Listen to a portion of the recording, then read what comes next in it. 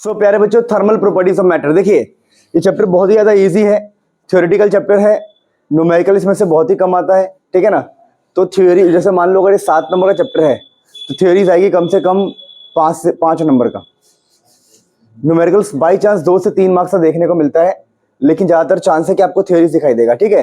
और रही बात न्यूमेरिकल्स की, तो न्यूमेरिकल्स कौन से आएंगे वो मैं बता दूंगा, कैसे कौन से न्यूमेरिकल्स के आपको प्रैक्टिस करने हैं, ठीक है। बात समझ में आ रही है। तो यहाँ पर क्या है, थर्मल प्रॉपर्टीज ऑफ मैटर की अगर मैं बात करूँ तो यहाँ पर ना कुछ बेसिक बातें पहले समझनी पड़ेगी। इसके अंदर सब कुछ कवर है, पर बेसिक बात आपको समझनी पड़ेगी। सबसे पहला बेसिक पॉइंट होता है हमारा टेम्परेचर। देखिए लिखा है the quantity which decides the direction of flow of heat. मतलब ऐसी चीज जो फ्लो ऑफ हीट किस तरफ होगा, ये चीज को डिसाइड करे, उसको बोलते हैं हम टेम्परेचर। आपको हमेशा पता है कि हीट कहां से कहां फ्लो होती है। हीट हमेशा हाई टेम्परेचर से लो की तरफ हीट का फ्लो होता है। किसका फ्लो होता है? तो हाई टेम्परेचर से लो की तरफ हीट का फ्लो होता है। तो क्या चीजें डिसाइड कर रहा कि हीट किस तरफ जाएगा? टेम्परेचर। कह रहा है कि हाई टेम्परेचर से लो टेम्परेचर की तरफ हीट का फ्लो होगा, और ये डिसाइड करने वाला बंदा कौन है? टेम्परेचर। तो temperature the quantity which decides the direction of flow of heat. ऐसी चीज जो बताए कि हीट किस तरफ जाने वाला है। जैसे यहां पर टेम्परेचर ज्यादा है तो हम बोलेंगे हीट इस तरफ जाएगा। समझ में आ गया? तो टेम्परेचर पे बातें खत्म करते हैं, आगे देखिए हीट किसे कहते हैं, ठीक है ना। टेम्परेचर की अलग अलग डेफिनेशन भी होती है कि जो बताए कौन कितना गर्म है, कौन कितना ठंडा है ना। तो temperature is degree of hotness और कोल्डनेस, ये सब बातें होती है। पर अभी मुद्दा क्या चल रहा है भाई, हमने समझ लिया टेम्परेचर एक चीज है जो बताएगा कि हीट किस तरफ जाएगा और किस तरफ नहीं जाएगा। अब आगे देखिए लिखा है कि हीट क्या होता है। फिर हीट एनर्जी है which flows from high temperature to low temperature. Heat एक एनर्जी का टाइप है, एनर्जी का फॉर्म है जो हमेशा हाई से लो की तरफ फ्लो करता है। हीट हमेशा हाई से लो की तरफ फ्लो होता है, समझ रहे? जैसे गैस पे चूल्हा रखोगे और चम्मच, गैस पर चूल्हा नहीं, हाँ नहीं, गैस चूल्हे पे वो रखोगे, कोई चम्मच रखोगे तो चम्मच के एक सिरा अगर उसमें है आग में तो दूसरा अपने आप गर्म हो जाता है। क्यों? क्योंकि वहां पर हाई है और इधर क्या है? लो। तो हाई से लो की तरफ अपने आप हीट का फ्लो होता है। क्या बात समझे? अगला देखिए, अगला अपने पास एक टॉपिक है कि ठीक है भाई आपने हीट बता दिया, टेम्परेचर बता दिया, अब टेम्परेचर को मेजरमेंट कैसे करेंगे हम? टेम्परेचर को मेजरमेंट करने के लिए हमारे पास डिफरेंट टाइप के स्केल्स हैं। टेम्परेचर का मेजरमेंट करने के लिए हमारे पास डिफरेंट टाइप का स्केल है, और सभी स्केल को हम बड़े प्यार से समझते हैं, ठीक है, ध्यान देंगे।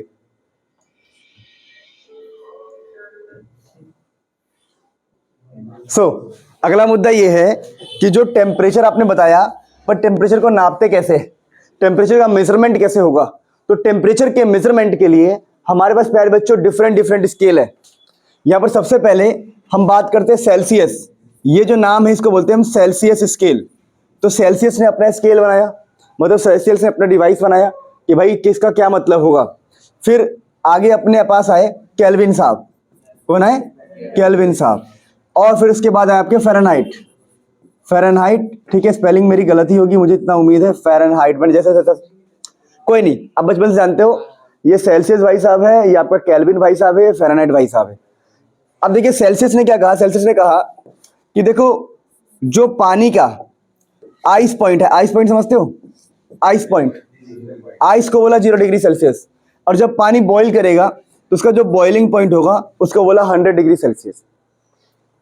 फिर उसके जस्ट सामने देखो आइस है नहीं, आइस, 0 को आइस, केल्विन ने 0 को, मतलब जो 0 डिग्री सेल्सियस है जो कि आइस पॉइंट है, उसको 273 बोला था। मतलब सेल्सियस के अकॉर्डिंग पानी का जो बर्फ है वो 0 डिग्री पर बनना स्टार्ट होता है, लेकिन केल्विन के अकॉर्डिंग, केल्विन कहता है भाई मैं उसको 0 नहीं बोल रहा, मैं उसको बोल दूंगा 273, क्योंकि सब अलग अलग अपने हिसाब से बना रहे थे। वैसे ही फ़ारेनहाइट ने बोला मैं जो आइस है, आइस मानूंगा कि 32 डिग्री पर स्टार्ट हुआ है, या 32 डिग्री पर आइस मिलेगा आपको। अच्छा, फिर वैसे ही सेल्सियस कहता है कि जो बॉइलिंग पॉइंट है, पानी खौलेगा 100 डिग्री पर, केल्विन कहता है पानी खौलेगा 373 पे, और फ़ारेनहाइट कहता है पानी खौलेगा 212 डिग्री पे। तो उन्होंने अपने अपने स्केल्स बनाए। और फिर सेल्सियस में अगर हम और नीचे जाते हैं तो हमें मिलेगा सबसे छोटा टेम्परेचर, सबसे कम टेम्परेचर, ये लोएस्ट टेम्परेचर है, लोएस्ट, इससे कम पॉसिबल नहीं। सबसे कम टेम्परेचर हमें कितना मिलता है, -273 डिग्री सेल्सियस। केल्विन ने इसी को ही बोला जीरो।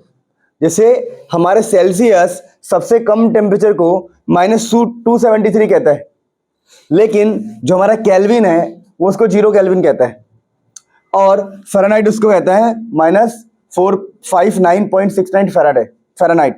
तो आप इस बात समझ गए होंगे कि हर बंदे ने अपनी अलग अलग बात रखी है। जैसे मान लो कोई केल्विन के खानदान से है, तो वो बोलेगा भाई 273 पर मुझे आइस मिलता है, 373 पे क्या मिलता है हमें, पानी का खौलता हुआ रूप मिलता है। कोई फ़ारेनहाइट के गांव का है, तो फ़ारेनहाइट की बातें सुनेगा, वो कहेगा यार 32 का मतलब होता है आइस। अरे भाई बाहर मत जा, बाहर 32 डिग्री फ़ारेनहाइट है, बाहर मत जा, जम जाएगा, क्योंकि 0 डिग्री है ना बाहर, तेरा खून जम जाएगा, मत जा भाई, ऐसा बोल सकते हैं। समझ रहे हो? अगर समझ पा रहे बात को, तो कौन किस एरिया में है, कौन किस रीजन में है, उस पर डिपेंड करता है क्या बातें चल रही है। सेल्सियस, अब हम सेल्सियस को फॉलो करते ज़्यादातर, हम कहते हैं भाई 25 डिग्री है सेल्सियस में, हम कहते हैं 70 डिग्री सेल्सियस में, हम 100 डिग्री सेल्सियस की बातें करते हैं। तो जनरली हम सेल्सियस की बातें करते हैं या केल्विन की बातें करते हैं, हम फ़ारेनहाइट की बातें नहीं करते। तो हर बंदे ने अलग अलग बात बोला है, आपको तीनों के लिए ही याद करना पड़ेगा। यहाँ पर एक टॉपिक है जीरो केल्विन। देखिए जीरो केल्विन का मतलब क्या होता है, सबसे कम टेम्परेचर, लोएस्ट टेम्परेचर। सबसे कम टेम्परेचर को हम जीरो केल्विन कहते हैं, मैंने अभी आपको बताया। यानी कि इसी को नाम रखा गया है, इसका एक और नाम रखा गया है, एब्सोल्यूट जीरो टेम्परेचर। अब तुम बोलोगे सर एब्सोल्यूट जीरो टेम्परेचर क्यों कहते हैं, क्योंकि ये लोएस्ट पॉसिबल टेम्परेचर है eight which motion of atom stops. इतना कम टेम्परेचर होता है, ये सबसे लो टेम्परेचर है हमारे स्केल में। इतना कम होता है कि एटम्स का सबका मोशन रुक जाता है, कोई मोशन कर ही नहीं पाता, बिल्कुल ही सब कुछ शांत, बिल्कुल ही एकदम जम जाते हैं सारे पार्टिकल। तो उसको बोलते हैं हम एब्सोल्यूट जीरो। क्या बात समझ में आती है सबको? अच्छा, तो ये हमने पढ़ा है। इसके बाद अगला पढ़ते हैं, एक बार रिवाइज कर लो इसको बढ़िया से आप, है ना। सो प्यारे बच्चों, अगला टॉपिक है कि एग्जाम में क्वेश्चन आता है कि इस स्केल से उस स्केल में जाइए, उस स्केल से उस स्केल में जाइए। तो इसके लिए एक तरीका होता है, हमने इस लाइन को रेफरेंस मान लेते हैं, क्योंकि हम इस्तेमाल ही यही करते हैं, हम जनरली यही इस्तेमाल करते हैं, 0 डिग्री 100 डिग्री, उससे नीचे हम बहुत ही कम जाते हैं, कभी जाते नहीं है, ठीक है ना। तो इसके लिए हम क्या करते हैं, हम आइस पॉइंट को और बॉइलिंग पॉइंट के बीच में हम काम करते हैं। कैसे काम करते हैं, देखो यहाँ कन्वर्जन पढ़ा रहा हूँ मैं कि कैसे आप इससे इसमें जा सकते हो, इससे इसमें जा सकते हो। तो आपको लिखना है टेम्परेचर, मान लो सेल्सियस में तो TC लिख दो, टेम्परेचर ऑफ सेल्सियस, माइनस में लोएस्ट पॉइंट कौन है, 0 डिग्री, 0 डिग्री सेल्सियस, डिवाइड भाई इनके बीच का गैप, जो भी गैप है, गैप कितने का आ रहा है इस पर बताओ, 100 का गैप है, तो 100 लिख दिया मैंने, वो इक्वल होगा इसका टेम्परेचर। देखो temperature of kelvin TK minus low point कितना है 273, लो का पॉइंट कितना है 273, और गैप कितना होगा 100 का। 273 में और 373 में इनके बीच का जो गैप होगा, वो गैप कितना होगा बताओ, 100 का ही होगा। यहाँ पर देखिए, यहाँ पर temperature of Fahrenheit TF minus lowest point 32, और गैप इनके बीच का 180। देखो 212 और 32 में माइनस करोगे ना, इनके बीच का गैप 212, 212 एंड 32 के बीच में गैप होता है 180। तो ऐसे आप कन्वर्जन कर सकते हो इस स्केल से दूसरे स्केल में। फॉर एग्जांपल मैं यहाँ पर एक और नया स्केल मानता हूँ, एक न्यू स्केल है। ये स्केल अजीब सा है, गलत सा है, बेकार सा है। कोई स्केल है, यहाँ पर लिखा हुआ है X, यहाँ लिखा है Y, और इस स्केल का नाम है, मान लो कुछ भी मान लो, क्या माने नाम बताओ, राजू स्केल, राजू स्केल, ठीक है। तो राजू स्केल में क्या होगा, आप लिखोगे temperature of Raju TR minus lowest point कौन है X, और गैप कितना होगा Y माइनस X, या फिर X माइनस Y। समझे मेरी बात को? तो कुछ भी नहीं करना होता, इसी को फॉलो करना था, लोएस्ट, ठीक है, temperature lowest gap, temperature lowest gap. मैंने इस लाइन के हिसाब से चल रहा हूँ, आइस के हिसाब से, समझे मेरी बात को? अच्छा, तो यहीं पर आगे मैंने नोट्स में भी यही लिखा है कि आपको कन्वर्जन करना है। जैसे क्वेश्चन आ गया कि बताओ, क्वेश्चन ऐसा आ जाए कभी कि बताओ भाई कि 5 डिग्री सेल्सियस, 5 डिग्री सेल्सियस कितना फ़ारेनहाइट, कितना, फिर कितना फ़ारेनहाइट, है ना। तो आप इस वाले को और इस वाले को आपस में इक्वेट कर लोगे। कैसे? बोलोगे 5 दिया है, ठीक है, 5 माइनस 0 बाई 100 इक्वल टू, में निकालना क्या है, टेम्परेचर ऑफ फ़ारेनहाइट, तो TF माइनस 32 बाई 100, क्योंकि दिया ये था और निकालना ये था, और ये सारे आपस, सॉरी 180 आएगा, 180, सॉरी ये फ़ारेनहाइट में 180 नीचे। तो बस अब यहाँ से क्वेश्चन सॉल्व हो गया, 1/20 1/20 is equal to temperature of Fahrenheit minus 32 1/80, 0 से 0 गया, 2 से 9, तो इधर 9 आ गया, 9 + 32 आ गया टेम्परेचर ऑफ फ़ारेनहाइट। मैंने फटाफट कैलकुलेशन कर दिया, समझे मेरी बात को। यानी जब भी दो के बीच में कन्वर्जन दे, आप उन दोनों का इक्वल रख दो और आंसर आ जाएगा। कोई अगर रैंडम सा दे दे तो कुछ मत करो, मान लो कोई एक्स नाम का स्केल है, तो temperature of x minus lowest division, कितना डिवाइड हुआ है, कितना गैप है उनके बीच में, कितना टुकड़े हैं, समझे मेरी बात को। इसको गैप बोल रहे थे हम, गैप, कितना गैप है। तो मेरी बात समझ में आ गई होगी आप लोगों को। सो आई होप आप क्लियरिटी आ गई है कि कैसे हम कन्वर्जन कर सकते हैं प्यारे बच्चों, है ना। बहुत ही सिंपल है। देखिए अगला टॉपिक हमारे पास क्या है, अगला टॉपिक हमारे पास होता है बहुत सिंपल टॉपिक है, मतलब हम बोल सकते हैं मजाक है। क्या है तो मजाक क्या है, देखो कौन सा बहुत अच्छा मजाक है, थर्मोमीटर। आपको पता है थर्मोमीटर क्या होता है। थर्मोमीटर एक ऐसा डिवाइस है जिससे हम टेम्परेचर को नापते हैं ना टेम्परेचर को। Thermometer is a device which is used for measurement of temperature. हम थर्मोमीटर से टेम्परेचर नापते हैं। अब काम की बात करते हैं कि जो आपका थर्मोमीटर है वो किस नियम पे काम करता है, किस सिद्धांत पे काम करता है। What is the principle behind thermometer, क्या है वो नियम। तो देखिए नियम देखिए क्या है, thermal property of matter. Thermal property of मतलब प्रॉपर्टीज ऑफ मैटर, क्या लिखा पढ़ो ठीक से, properties of matter changes with temperature. Temperature के अनुसार मैटर की प्रॉपर्टी चेंज होती है। कैसे, अगर कोई चीज है मेरे पास, मैं उसको हीट कर दूं वो फैल जाएगा। मान लो प्लास्टिक का हीट किया वो फैल गया, लोहे को हीट किया वो फैल गया, पता ना आपको। उसके बॉन्ड कमजोर होते हैं, हीट करने से सॉलिड लिक्विड बनता है तो फैलता है, क्या वो फैलता है। यानी कि हीट करने से थर्मल प्रॉपर्टी ऑफ मैटर, ये प्रिंसिपल है कि भाई प्रिंसिपल क्या है, प्रॉपर्टी थर्मल, थर्मल मतलब heat, property of matter, matter का हीट वाला प्रॉपर्टी। जैसे for example property of matter changes with temperature, TMP का मतलब टेम्परेचर। अगर हम मैटर को हीट करते हैं तो कुछ चीजें चेंज हो जाती है। फॉर एग्जांपल देखो, अगर हमारे पास कोई लिक्विड है, अगर इस लिक्विड को मैं हीट करूंगा तो लिक्विड फैलेगा, ऊपर उठेगा, उठेगा नहीं उठेगा, लिक्विड उठता है, लिक्विड एक्सपैंड करता है। वैसे ही और बता रहा हूं मैं आपको, और भी एग्जांपल है। जैसे मान लो कोई यहाँ पर डिवाइस है, ये कोई डिवाइस है, इस डिवाइस के अंदर है कोई चीज, मतलब ये कोई डिवाइस है, इसमें कोई वायर है, वायर, और हम हीट करेंगे ना हीट, तो इस वायर का रेजिस्टेंस भी चेंज होता है, जो इस रेजिस्टेंस है वो भी चेंज होता है। यानी हीट करने से किसी भी चीज की प्रॉपर्टी चेंज होनी स्टार्ट हो जाती है। मेरी बात समझ पा रहे हो। हीट करने से चीजें या तो फैलेगा, या उसका रेजिस्टेंस चेंज होगा, या करंट डिक्रीज होगा, या करंट इंक्रीज होगा, कुछ ना कुछ होगा। यानी टेम्परेचर से प्रॉपर्टीज चेंज होती है। तो थर्मोमीटर भी उसी बात पे काम करता है। देखिए कैसे काम करता है, समझते ध्यान से, बहुत ही ध्यान से। देखिए लिखा है मरकरी एंड अल्कोहल थर्मोमीटर।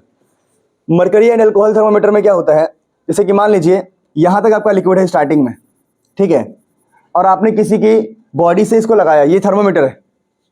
पहले आपने देखा होगा, पहले आते थे शीशे वाले थर्मोमीटर, उसमें मरकरी भरा होता था, मरकरी या फिर अल्कोहल, ठीक है। अब देखो अब होता क्या है, मान लो इसको मैंने अपने ऐसे जीभ के नीचे लगाया और मेरी बॉडी गर्म है बहुत, तो अगर मेरी बॉडी गर्म है तो हीट अंदर जाएगा, हीट, अगर हीट अंदर जाएगा तो ये फैलेगा, समझे। पहले लेवल ये था, अब यहाँ पहुँच गया, यहाँ पहुँच गया तो हमने पहले पता लगा रखा है कि यहाँ का मतलब क्या होता है। मान लो यहाँ तक पहुँचा तो हम कहेंगे नॉर्मल है, कोई दिक्कत नहीं, लेकिन किसी का यहाँ पहुँच गया, चलो भाई 4 पाई लाओ, नहीं समझे मेरी बात। 4 पाई क्या बोलते हो फिर, अरे मतलब ठीक है कुछ नहीं, तो मेरी बात समझे नहीं समझे। यानी इस प्रकार से पता लगता है कि किस व्यक्ति का टेम्परेचर हाई है, किस व्यक्ति का टेम्परेचर लो है, क्योंकि कुछ भी नहीं होता, expansion in volume due to temperature. जब हम टेम्परेचर को देंगे, टेम्परेचर ज्यादा होगा तो वॉल्यूम एक्सपेंशन होगा, एक्सपेंड मतलब फैलना, वॉल्यूम एक्सपेंड होगा। तो थर्मोमीटर का ऐसे इस्तेमाल होता है, ऐसे काम करे थर्मोमीटर। तो ये हमारा थर्मोमीटर है, उसका प्रिंसिपल है, और ये मरकरी एंड अल्कोहल थर्मोमीटर। क्या बात समझ में आ गई। अगला देखिए, अपने पास जितने भी थर्मोमीटर है उसमें अपने पास ये है इलेक्ट्रिकल थर्मोमीटर। अब देखिए इलेक्ट्रिकल थर्मोमीटर में क्या होता है, जैसे आजकल वो बंदूक वाला चल रहा है, किसी के भी सर के पास रख दिया और उसमें आता लिखा हुआ 1 2 3 4 5 6 7 8 19 20 ऐसे लिखा आता है। कैसे काम करता है देखो, अब सिंपल सी बात है, यहाँ पर एंट्री कर, जैसे हम किसी के सर के पास रखेंगे तो हीट अंदर जाएगा, हीट, क्योंकि समझ रहे बात को, ये हीट बॉडी है ना, बॉडी, तो बॉडी का टेम्परेचर क्या होगा, हाई। अगर टेम्परेचर हाई होगा तो हीट का फ्लो इसकी तरफ होगा, लो की तरफ। जैसे हीट अंदर जाएगा इसका रेजिस्टेंस चेंज होगा, और रेजिस्टेंस चेंज होने से आपको पता है रेजिस्टेंस से करंट भी चेंज होता है। ओम्स लॉ याद है आपको, V = IR। जब रेजिस्टेंस चेंज होगा तो करंट भी चेंज होगा। अच्छा, अगर करंट चेंज होगा तो यहाँ पे लिखा हुआ आएगा 2 4 6 10 12 15 8 9 1 2 कुछ भी, हम अपने हिसाब से उसको सेट करते हैं।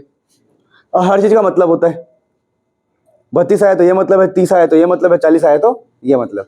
तो यही है कि change in resistance due to temperature. जब टेम्परेचर चेंज होगा तो रेजिस्टेंस भी चेंज होगा, और रेजिस्टेंस चेंज होगा तो हमारा डिवाइस बताएगा कुछ चेंज हो रहा है।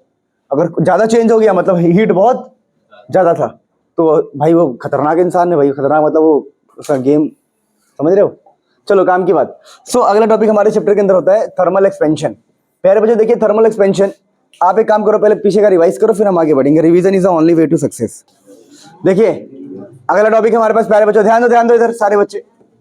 थर्मल एक्सपेंशन, देखिए एक्सपेंशन का मतलब क्या होता है, फैलना, और टॉपिक का नाम लिखा है थर्मल एक्सपेंशन।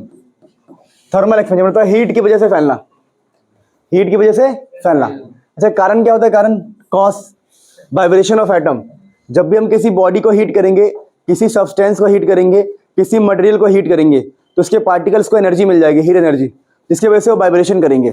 और वाइब्रेशन करेंगे, देखो समझो अगर ये मेरे हाथ है, अभी पास है, पर अगर मैं इसको एनर्जी दूं और ये एटम है मान लो, तो ये वाइब्रेट करेगा। वाइब्रेट करने से इनके बीच में दूरियां बढ़ेगी, ऐसे ऐसे चाहे कैसे भी, हर तरफ से वाइब्रेशन स्टार्ट होगा, तो उनके बीच में गैप दिखाई देगा आपको, तो चीजें फैल गई। चीजें कुल मिला के एटम्स के बीच का फोर्स कम हो जाएगा। कुल मिला के बात ये, जब भी किसी को हीट करेंगे तभी तो हीट करने में टूट जाता है, लोहा तक टूट जाता है, समझ में आया। तो कारण क्या, कारण थर्मल एक्सपेंशन का कारण होता है वाइब्रेशन ऑफ एटम। अब बात करते हैं कि हमारे पास कितने तरह के एक्सपेंशन हो सकते हैं। पहला देखिए लीनियर एक्सपेंशन, मतलब किसी की लेंथ बढ़ गई, किसी की, तो हम बोलेंगे लीनियर। नहीं समझे मेरी बात को, लेंथ में फैलाव। जब किसी की लेंथ बढ़ेगी उसको बोलेंगे लीनियर एक्सपेंशन। अगर किसी का सरफेस एरिया बढ़ा या फिर एरिया बढ़ा, तो दो नाम होते हैं। मान लो आपने किसी को हीट किया, उसका एरिया बढ़ गया, बढ़ सकता है ना, तो उसका नाम होता है सुपरफिशियल या फिर एरिया एक्सपेंशन। अच्छा, क्यूबिकल या फिर वॉल्यूम, मतलब किसी को हीट किया, किसी की वॉल्यूम बढ़ गई, क्या बढ़ गई, वॉल्यूम। समझे मेरी बात को, तो इसको बोलते हैं हम क्यूबिकल या फिर वॉल्यूम एक्सपेंशन। लेंथ के लिए ये वाला, एरिया के लिए ये वाला, वॉल्यूम के लिए ये वाला। अब आगे काम की बात करते हैं, तो पहले मैंने मारा ये वाला, सुना तो टर्म्स की बात करते हैं। टर्म्स, तो यहाँ पर एक टर्म होता है कोफिशिएंट ऑफ लीनियर एक्सपेंशन। ये क्या होता है बाद में बताऊंगा, अभी वेट करते रहो।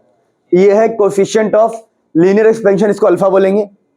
यहाँ पर है कोफिशिएंट ऑफ एरियल एक्सपेंशन, जहां पर एरिया बढ़ेगा उसके लिए बीटा बोलते हैं। यानी कि जब भी हम उसकी बात करते हैं लेंथ बढ़ने की, कुछ अल्फा का इस्तेमाल करेंगे, बाद में समझ में आएगा। फिर बीटा का इस्तेमाल करेंगे एरिया के लिए, और वॉल्यूम का इस्तेमाल करेंगे गामा को, और इसका नाम है कोफिशिएंट ऑफ वॉल्यूम एक्सपेंशन या coefficient of cubicle expansion. Cube मतलब वॉल्यूम, कोफिशिएंट ऑफ एरिया या फिर कोफिशिएंट ऑफ सुपरफिशियल। ऊपर बताया मैंने सुपरफिशियल एरिया को ही बोलते हैं, ठीक है। तो यहाँ पर ना बाद में समझ में आ गया अल्फा बीटा गामा क्या है। अभी एक एक करके पढ़ते हैं। देखिए, तो अगला हम पहले स्टार्ट कर रहे हैं लीनियर एक्सपेंशन, और ऑटोमेटिक आपको अल्फा समझ में आ जाएगा यहाँ से। देखिए, तो लीनियर एक्सपेंशन क्या होता है, हम कहते हैं अगर किसी का लेंथ चेंज हो रहा है, अगर हीट करने से, सुनो मान लो एक रॉड है, रॉड, इस रॉड का अगर लेंथ में चेंज आ गया, ये एल है मान लो, और हीट करने से इसके लेंथ में चेंज आया डेल्टा एल, हीट करने से आगे बढ़ गया, फैल गया, तो हम कहते हैं जो भी चेंज इन लेंथ आया है, मतलब ये जो चीज है, ये कितना लेंथ में चेंज आया है, ये इस बात पर डिपेंड करता है कि आपका चेंज इन टेम्परेचर कितना है। फिर कितना लेंथ में चेंज आया है, इस बात पर भी डिपेंड करेगा कितना इनिशियल लेंथ है। एल आई का मतलब यहां पर है इनिशियल लेंथ, ध्यान रखना। बेसिकली एल का मतलब लेंथ होता है, यहां पर जो आई है बहुत छोटा सा है नीचे, ये बताने के लिए कि लेंथ इनिशियल है। इस आई की वैल्यू नहीं पुट करते, कैसे पुट करो सर, एल की वैल्यू पता है, आई की वैल्यू नहीं पता। भाई ये पूरा मिला के ही लेंथ है, बस ये सिंबल है, आई क्या है, एक सिंबल। तो ये ध्यान रखिएगा कि change in length change in temperature पे डिपेंड करता है। चेंज इन लेंथ, कितना लेंथ में बढ़ा है, वो ओरिजिनल लेंथ पे भी डिपेंड करता है। मैं कहता हूं कि भाई कोई है ही नहीं, किसी की लेंथ 0 है, किसी की लेंथ क्या है, अगर लेंथ 0 है इनिशियली, तो चेंज इन लेंथ आएगा क्या, जो चीज है ही नहीं उसकी लेंथ कैसे, वो बढ़ कैसे सकता है। तो यही बात को सजेस्ट करवा रहा हूं मैं यहाँ पे, कि जब किसी की इनिशियल लेंथ ज्यादा होगी तो फैलेगा भी ज्यादा, और इनिशियल लेंथ कम होगी तो कम फैलेगा, ऐसा आप मान के चलेंगे, तभी आपके दिमाग में घुसेगा। देखिए आगे कंबाइन की बात करते हैं। जब हम इन दोनों को कंबाइन करेंगे तो ये प्रोपोर्शनलिटी साइन है, क्या ये, डायरेक्टली प्रोपोर्शनल। ये change in length directly proportional to change in temperature, change in length directly proportional to initial length, combine करने पे इक्वल का साइन आएगा और यहाँ पर हमें एक कांस्टेंट का इस्तेमाल करना पड़ता है। तो इस कांस्टेंट को बोलते हैं हम कोएफिशिएंट ऑफ लीनियर एक्सपेंशन। मतलब डेल्टा टी और एल आई को साथ में मिलाने पर एक कांस्टेंट लगाना पड़ता है, उसी को बोलते हैं हम कोएफिशिएंट ऑफ लीनियर एक्सपेंशन। अगर हम यहाँ से अल्फा का फॉर्मूला निकाले तो यहाँ से अल्फा का फॉर्मूला क्या आएगा सोचो। अगर मुझे सिर्फ अल्फा चाहिए तो इन दोनों को मैं नीचे भेज दूंगा इसके, समझे मेरी बात को, ये दोनों नीचे आ जाएंगे ना, नीचे क्रॉस मल्टीप्लाई करके, तो ये नीचे आ गया। तो यहाँ पर अल्फा को हम डिफाइन कर सकते हैं कैसे, अगर हम कहें कि इनिशियल लेंथ मेरा 1 हो जाए, एल आई की वैल्यू कितनी हो जाए 1, ये 1 हो जाए, चेंज इन टेम्परेचर भी 1 हो जाए, तो अल्फा किसके बराबर आएगा, अल्फा आएगा चेंज इन लेंथ के। अल्फा इज इक्वल टू, यानी कहने का मतलब क्या है, अगर किसी बॉडी का ओरिजिनल लेंथ है 1 और उसमें हम टेम्परेचर भी हमने 1 डिग्री का बढ़ाया, तो जितना भी लेंथ बढ़ेगा, जितना भी लेंथ, वो अल्फा के बराबर होगा। क्या बात समझ में आती है? बहुत ही सिंपल नहीं है कि अगर कोई मान लो ये पेन है, ये पेन 1 मीटर, ध्यान दे इधर, ये पेन है 1 मीटर का और इसको मैं हीट भी करूं 1 डिग्री से, तो कुछ ना कुछ लेंथ तो बढ़ेगा, और जो लेंथ बढ़ेगा उसी को हम क्या बोलते हैं, अल्फा। तो कह सकते हो alpha basically small change in length है। क्यों? क्योंकि टेम्परेचर एक ही से बढ़ाया ना हमने, तो alpha basically change in length. देखो क्या लिखा है, if initial length is 1 unit, change in temperature is 1 unit, then alpha किसके बराबर होगा, चेंज इन लेंथ के बराबर। तो एग्जाम में क्वेश्चन आ गया, what is alpha, what is alpha, what is coefficient of linear expansion. तो कैसे डिफाइन करोगे, if original length is 1 unit, change in temperature is 1 unit, then alpha is equal to change in length, then करके। आप चाहो तो ये सब भी सेम लिख के आ सकते हो और इसके नीचे आप लिख सकते हो, ठीक है ना। बताइए लिख के आना है सेम, वैसे नहीं आता, कम चांस है कि आएगा, क्योंकि लेकिन आ भी सकता है। तो आप देखो यहाँ पर मैंने डिफाइन कर भी दिया है, क्या लिखा है देखिए, it is define as the change in length, alpha किसके बराबर होता है, equal to change in length per unit original length per degree rise in temperature. लिखा है ना कि पर यूनिट, पर मतलब एक ओरिजिनल लेंथ हो और पर डिग्री राइज मतलब एक टेम्परेचर से राइज हो। तो ये अल्फा के बारे में बात हो गई। अब न्यूमेरिकल्स के लिए कुछ बातें आप ध्यान रखेंगे। पहला फॉर्मूला ये न्यूमेरिकल के लिए कि अभी जो भी अभी हमने पढ़ा है कि चेंज इन लेंथ होता है alpha L I delta T. आप चाहो तो चेंज इन लेंथ को ऐसे भी ले सकते हो, length final minus length initial, और यहाँ पर अल्फा तो है ही, अल्फा है, एल आई है, डेल्टा टी है ही। अब क्या करेंगे, हम इनिशियल लेंथ को उस तरफ ले जाएंगे, तो क्या बन जाएगा, एल आई प्लस में alpha L I delta T तो है ही। अब यहाँ से एल आई को कॉमन ले लो, एल आई कॉमन आ गया तो यहाँ बचेगा 1, क्या बचेगा 1 प्लस अल्फा डेल्टा टी, क्योंकि एल आई बाहर निकल गया। तो ये आपका फॉर्मूला हो गया न्यूमेरिकल्स के लिए कि जब भी आपसे बोले कि फाइनल टेम्परेचर का लेंथ बताओ, तो लेंथ फाइनल हमेशा होता है length initial 1 plus coefficient change in temperature. क्या बात समझ में आ गया? तो इसको एक बार रीड कर लो, फिर हम स्टार्ट करेंगे कोएफिशिएंट ऑफ सुपरफिशियल एक्सपेंशन वाला। फटाफट नोट कर लो, फिर आगे बढ़ते। सो आगे देखो, आगे टॉपिक है सुपरफिशियल एक्सपेंशन। ध्यान देंगे सारे बच्चे।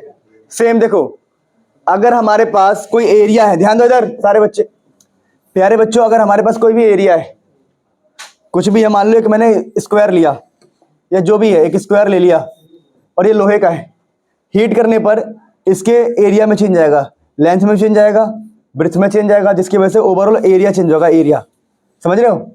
जैसे लेंथ बढ़ेगा ऊपर, ब्रेड्थ बढ़ेगा इधर, जिसकी वजह से एरिया पूरा बढ़ जाएगा। अब बात यह है कि जो इसका एरिया में चेंज आया है, कि जो भी एरिया हमारा बढ़ा है, चेंज इन एरिया इस बात पर डिपेंड करेगा कितना टेम्परेचर में चेंज किया है। चेंज इन एरिया इस बात पर डिपेंड करेगा कितना ओरिजिनल एरिया है। इनको कंबाइन करने पर हमें इक्वल का साइन लगाने के लिए प्रोपोर्शनल साइन होता है ना, डायरेक्टली प्रोपोर्शनल एक कांस्टेंट आएगा, उसको बोलेंगे हम बीटा। और बीटा अगर हम निकालना चाहें तो बीटा का फॉर्मूला क्या बनेगा, देखो, अगर बीटा आप निकालोगे यहाँ से तो आपका चेंज इन एरिया ऊपर है और ये नीचे आ जाएंगे, area initial change in temperature. तो beta is equal to change in area, area initial change in temperature. अब डिफाइन कैसे करेंगे, तो बोलेंगे इफ एरिया 1 हो जाए, चेंज इन टेम्परेचर कितना हो जाए 1, तो बीटा किसके बराबर होगा, चेंज इन एरिया के बराबर। तो डेफिनेशन क्या बन गई कि बीटा इज यानी कोफिशिएंट ऑफ सुपरफिशियल एक्सपेंशन या फिर coefficient of area expansion is equal to change in area when original area is 1 unit and change in temperature is 1। मतलब सेम जो पीछे आपने डेफिनेशन पढ़ा है, यहाँ पर आप क्या लिख सकते हो, यहाँ पर it is defined as change in length की जगह पर चेंज इन एरिया, बस खत्म हो गया। इट इज डिफाइंड एज, और यहाँ पर अल्फा की जगह पर बीटा, तो it is defined as the change in area per unit original area, per unit original area per degree rise in temperature. यानी अल्फा की जगह बीटा आएगा, एरिया की जगह पर एरिया आ जाएगा, लेंथ की जगह पर एरिया आ जाएगा, बस बात खत्म। तो क्लियरिटी हो गई होगी। सो बीटा को हमने डिफाइन भी कर दिया, देखो it is change in area per unit original area per degree rise in temperature. Clarity है बातों में, कॉन्सेप्ट में क्लियरिटी है सबके। चलो चलो काम की बात, अब इसको एक बार रीड कर लो, फिर क्यूबिकल एक्सपेंशन स्टार्ट करेंगे। चलिए आगे देखिए, क्यूबिकल एक्सपेंशन की बात करते हैं। प्यारे बच्चों ध्यान दो, अब आपको पता है हीट करने पर किसी का वॉल्यूम भी बढ़ सकता है। तो प्यारे बच्चों change in volume change in temperature पे डिपेंड करेगा, कितना आप टेम्परेचर चेंज करेंगे उसी हिसाब से आपका वॉल्यूम भी चेंज होगा। एक सेकंड रुक जाओ, स्वागत हो, ध्यान से देखो, क्यूबिकल एक्सपेंशन की बात करते हैं। तो यहाँ पर देखो जो चेंज इन वॉल्यूम है, किसी चीज को भी हीट करोगे तो उसका वॉल्यूम चेंज होगा। चेंज इन वॉल्यूम इस बात पे डिपेंड करेगा कितना चेंज इन टेम्परेचर है। चेंज इन वॉल्यूम इस बात पे डिपेंड करेगा कितना इनिशियल वॉल्यूम है। कंबाइन करने पर कांस्टेंट आएगा, फिर उस गामा को डिफाइन करेंगे कैसे, delta we delta T V, समझ पा रहे हो। जहां पर वी नॉट का मतलब क्या है, ओरिजिनल, यहाँ पर वी आई लिखा है, इसको आप वी आई ही लिख देना।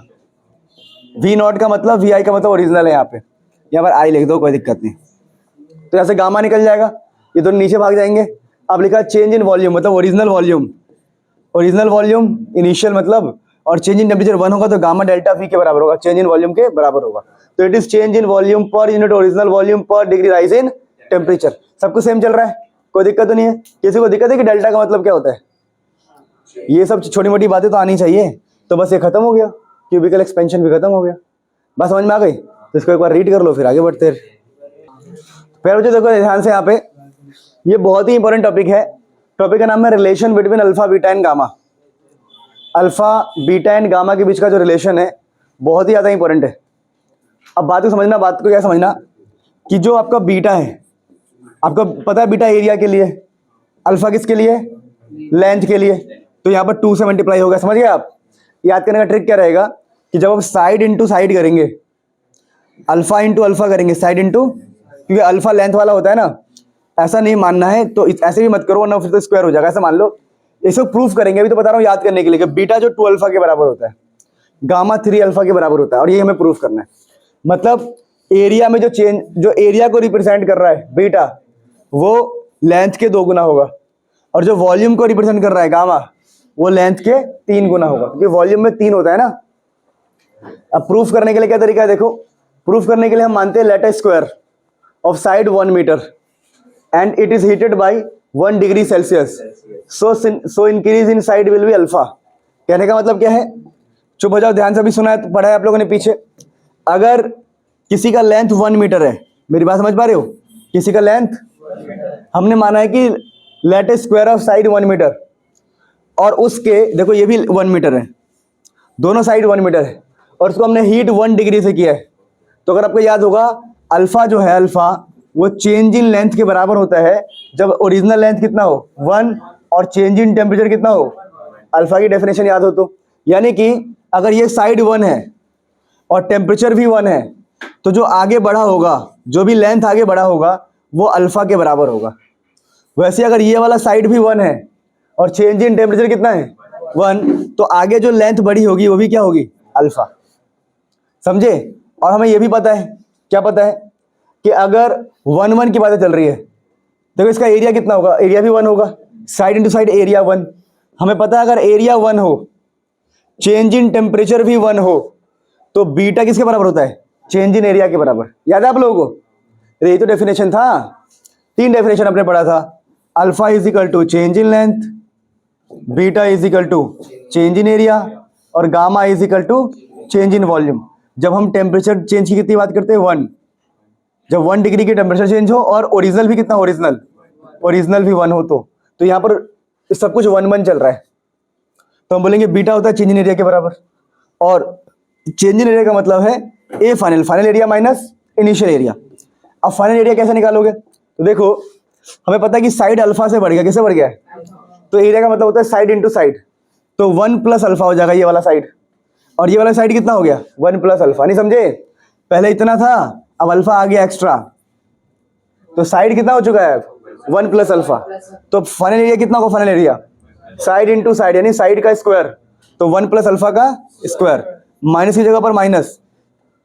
इनिशियल एरिया, अब देखिए इनिशियली तो साइड 1 था, 1 मीटर एंड 1 मीटर, तो साइड इंटू साइड कितना हो जाएगा 1 का स्क्वायर।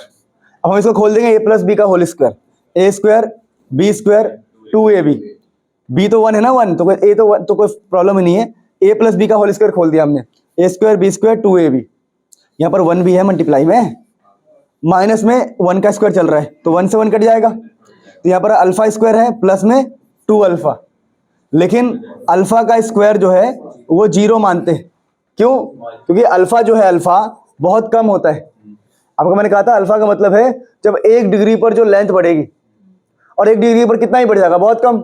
तो मान लो मैं कहता हूँ 10 की पावर -10 है, इसका हम स्क्वायर करेंगे, अल्फा मान लो 10 की पावर -10 है, उसका स्क्वायर करेंगे तो आंसर कितना आएगा 10 की पावर -20, जो और कम हो गया, यानी कम का स्क्वायर करने पे और कम आता है। तुम सोचते हो कम का स्क्वायर कर देंगे तो बढ़ जाएगा, नहीं, छोटे का स्क्वायर और छोटा होता है, तो हम कह रहे हैं अल्फा ऑलरेडी बहुत छोटा होता है और उसका स्क्वायर तो 0 ही हो जाएगा, बहुत ही कम हो जाएगा, तो बीटा इक्वल टू 2 अल्फा आ गया। तो ये प्रैक्टिस करना है तुम्हें, अभी करो इसको प्रैक्टिस, फिर आगे बढ़ेंगे। चलिए आगे अपना अगला प्रूफ करते हैं। अगला प्रूफ करने के लिए हमने माना, चुप हो जाओ, हमने कहा let a cube of side 1 metre and it is heated by 1 degree Celsius, और उसको हमने हीट किया है 1 डिग्री सेल्सियस से, सो increase in side will be alpha, तो उसके इंक्रीज इन साइड क्या मानते हैं हम अल्फा। अब साइड में इंक्रीमेंट अल्फा है, अगर क्यूब है क्यूब तो उसके तीनों साइड होंगे, क्यूब में कितने साइड होते हैं, तो सारे साइड अल्फा अल्फा से बढ़ गए, तो हमने कहा ठीक है, और हम ये भी जानते हैं कि गामा चेंज इन वॉल्यूम के बराबर होगा, क्योंकि यहाँ पर क्या लिखा है heated by 1 degree Celsius and increase inside is alpha. मेरी बात ही समझे, कहने का मतलब क्या है कि अगर आप किसी को भी 1 डिग्री सेल्सियस से हीट करोगे तो 3 केस इस्तेमाल होता है। पहला क्या कि अल्फा जो है चेंज इन लेंथ के बराबर होगा, जो भी लेंथ बढ़ेगा वो अल्फा होगा, बीटा होगा चेंज इन एरिया के बराबर, और गामा होगा चेंज इन वॉल्यूम के बराबर। जब भी हम 1 डिग्री सेल्सियस की बातें करते हैं, और जब भी ओरिजिनल क्या हो सब कुछ 1, इसके सारे साइड कितने हैं 1, तो ओरिजिनल 1 है, ओरिजिनल कितना है, और चेंज इन टेम्परेचर कितना है 1, तो ये सारे के सारे फॉर्मूले वैलिड हो जाएंगे। अब हम बोलेंगे कि भाई हम जानते हैं कि जो वॉल्यूम जो गामा होता है वो चेंज इन वॉल्यूम के बराबर होता है, क्यों, ओरिजिनल भी 1 है और टेम्परेचर चेंज भी कितना है 1, तो हम बोलेंगे वॉल्यूम चेंज का मतलब क्या है फाइनल माइनस इनिशियल, और फाइनल वॉल्यूम कितना होगा, तो पहले था 1 और तीनों साइड में अल्फा बढ़ गया, क्या बढ़ गया, तो साइड इंटू साइड कितना हो गया अल्फा क्यूब, तो 1 प्लस अल्फा क्यूब हो गया फाइनल वॉल्यूम। और इनिशियल क्या होगा, इनिशियल तो 1 था खाली, 1 और 1, तो 1 का क्यूब होगा, इनिशियल साइड कितना था 1 और वॉल्यूम होता है साइड का क्यूब। फिर तो खोलेंगे तो ए क्यूब बी क्यूब 3 ए स्क्वायर बी 3 बी स्क्वायर ए प्लस बी का होल क्यूब सॉल्व करना आपको आना चाहिए, तो खोल के हमें ये मिल गया। फिर ए क्यूब इससे 1 क्यूब से 1 क्यूब कट गया, अल्फा क्यूब भी 0 हो जाएगा, अल्फा स्क्वायर भी 0 हो जाएगा, तो आंसर कितना आ गया 3 अल्फा। अब तुम बोलो क्यों, क्योंकि अल्फा होता ही बहुत कम है, 1 डिग्री के लिए होता है, 1 डिग्री में कितना हो जाएगा बहुत ही कम, ऊपर से उसका आप क्यूब कर रहे हो तो और बहुत ही कम हो जाएगा, कम का क्यूब और कम, कम का स्क्वायर और कम, तो gamma is equal to 3 alpha आ गया। This is the relation we have to proof. हमने क्या प्रूफ किया फिर फाइनली कि जो हमारा जो बीटा होता है वो 2 अल्फा होता है और गामा 3 अल्फा होता है। आप चाहो तो एक और चीज याद कर सकते हो, बताऊं क्या, देखो अल्फा के नीचे 1 लिख दो, बीटा के नीचे 2 लिख दो और गामा के नीचे 3 लिख दो, उससे क्या फायदा होगा, सब आपस में ड्राइव हो गया। देखो कैसे, इन दोनों को उठा लो, इन दोनों को उठाने से क्या मिल जाएगा आपको, देखो beta is equal to 2 alpha, cross multiply करके ना ये 2 यहाँ भाग जाएगा, तो beta is equal to 2 alpha. आप चाहो तो ऐसा भी कर सकते हो, कैसा बता रहा हूँ, इस वाले को इससे रिलेट कर लो, तो क्या मिल जाएगा बताओ, alpha by 1 is equal to gamma by 3, तो गामा किसके बराबर हो गया 3 अल्फा। तो ये भी आप लिख सकते हो ताकि इजी कैलकुलेशन हो सके, समझे मेरी बात को। तो यहीं पर अगली बार मैंने यही किया होगा, नहीं किया तो कोई बात नहीं। आप समझ गए ना, समझ में आ गई सबको बात कि ये भी ऐसा भी लिख सकते हैं हम, alpha by 1 beta by 2 gamma by 3 ये सारे आपस में इक्वल होते हैं और आपस में आप किसी दो को भी इक्वेट करके आंसर निकाल सकते हो कभी भी। तो this is the what we have studied, इसको नोट कर लो, फिर अगला टॉपिक हम पढ़ेंगे फटाफट। ये अगला टॉपिक है एनोमलस एक्सपेंशन ऑफ वाटर। अब इसमें क्या होता है देखिए, एनोमलस वर्ड का मतलब होता है विचित्र, पानी का एक विचित्र फैलाव, विचित्र एक्सपेंशन, फैलाव ऑफ वाटर। तो पानी का एक बड़ा विचित्र सा फैलाव होता है, तो टॉपिक का नाम है एनोमलस एक्सपेंशन ऑफ वाटर। अब इसमें होता क्या, देखिए विचित्र क्यों है, देखिए अगर हम एक ग्राफ बनाते हैं जिसमें एक तरफ वॉल्यूम है और एक तरफ टेम्परेचर है, तो देखिए आपने हमेशा पढ़ा होगा हीट करने से वॉल्यूम बढ़नी चाहिए, हीट करने पर फैलेगा। पर पानी के इसमें क्या होता है कि पहले वॉल्यूम इसका घटता है और 4 डिग्री पर वॉल्यूम उसका मिनिमम हो जाता है। पहले वॉल्यूम घटता है, 4 डिग्री पर मिनिमम हो जाता है, फिर एकदम से वॉल्यूम बढ़ता है। तो पानी अलग ही खेल रहा है, पहले वॉल्यूम घटा रहा है फिर वॉल्यूम बढ़ा रहा है। देखो दो तरह की बातें होती है, या तो घट जा या तो बढ़ जा, ये गेम खेल रहा है पानी। इसलिए कहते हैं पानी बहुत अजीब है। पानी अजीब इसलिए क्योंकि भगवान ने इसको बनाया है, उसके पीछे रीजन क्या है वो समझ जाओगे समय के साथ। देखो ध्यान से, तो यहाँ पर क्या लिखा है, from 0 to 4 degree Celsius volume decrease हो रहा है and after 4 degree volume increase हो रहा है।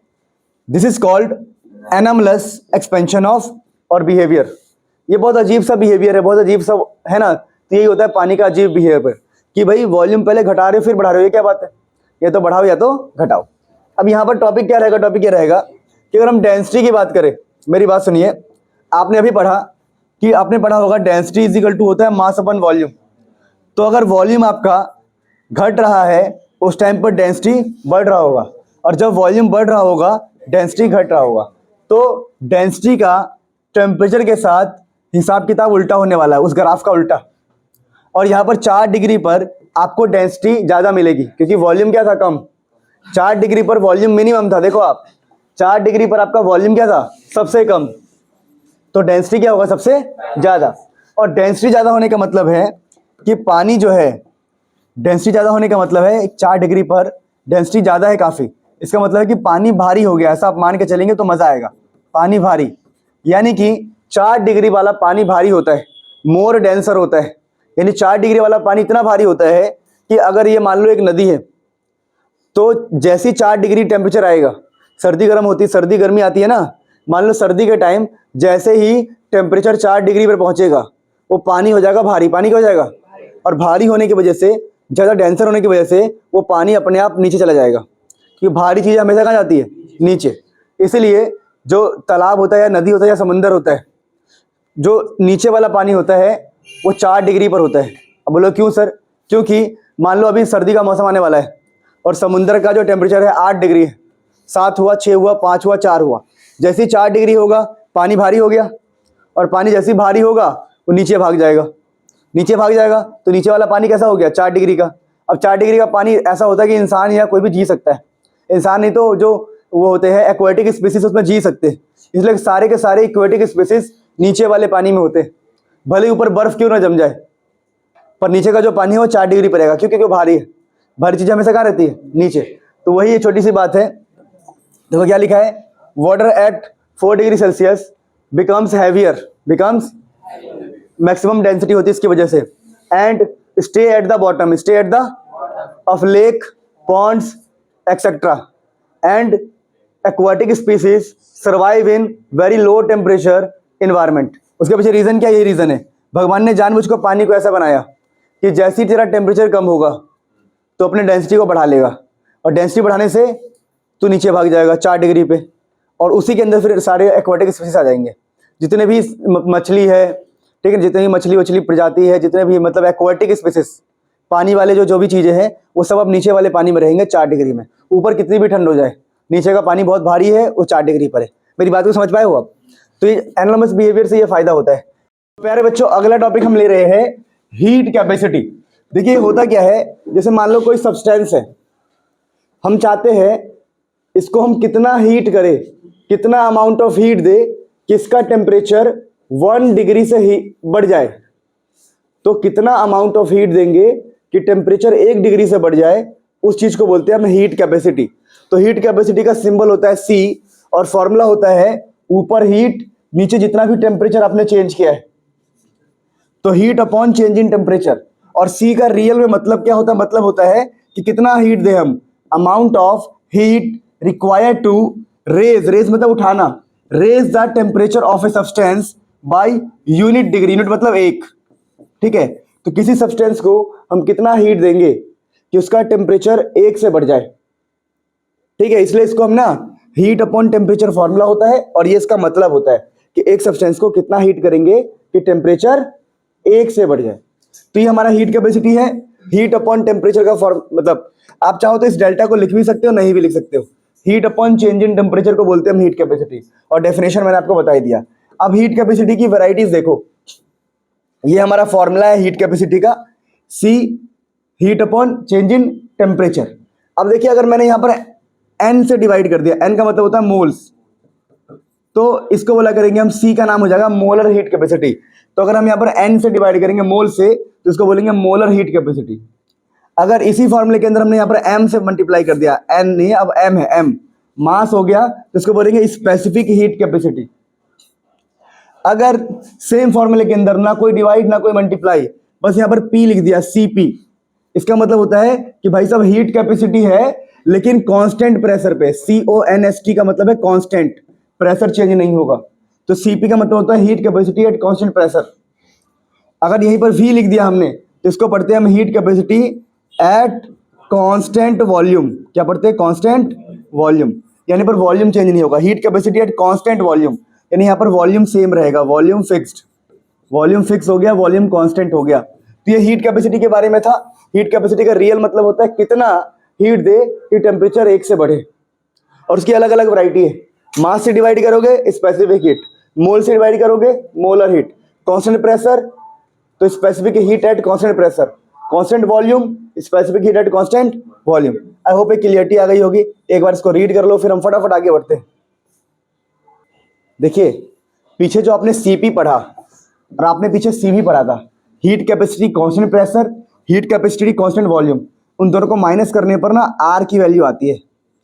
जब इन दोनों को माइनस करते हैं एक वैल्यू मिलती है जिसको बोलते हैं हम R, और R का मतलब होता है 8.314, जिसको बोलते हैं हम यूनिवर्सल गैस कांस्टेंट। यानी कि जब हीट कैपेसिटी कांस्टेंट प्रेशर को माइनस करेंगे हीट कैपेसिटी कांस्टेंट वॉल्यूम से, तो हमें मिलेगा 8.314।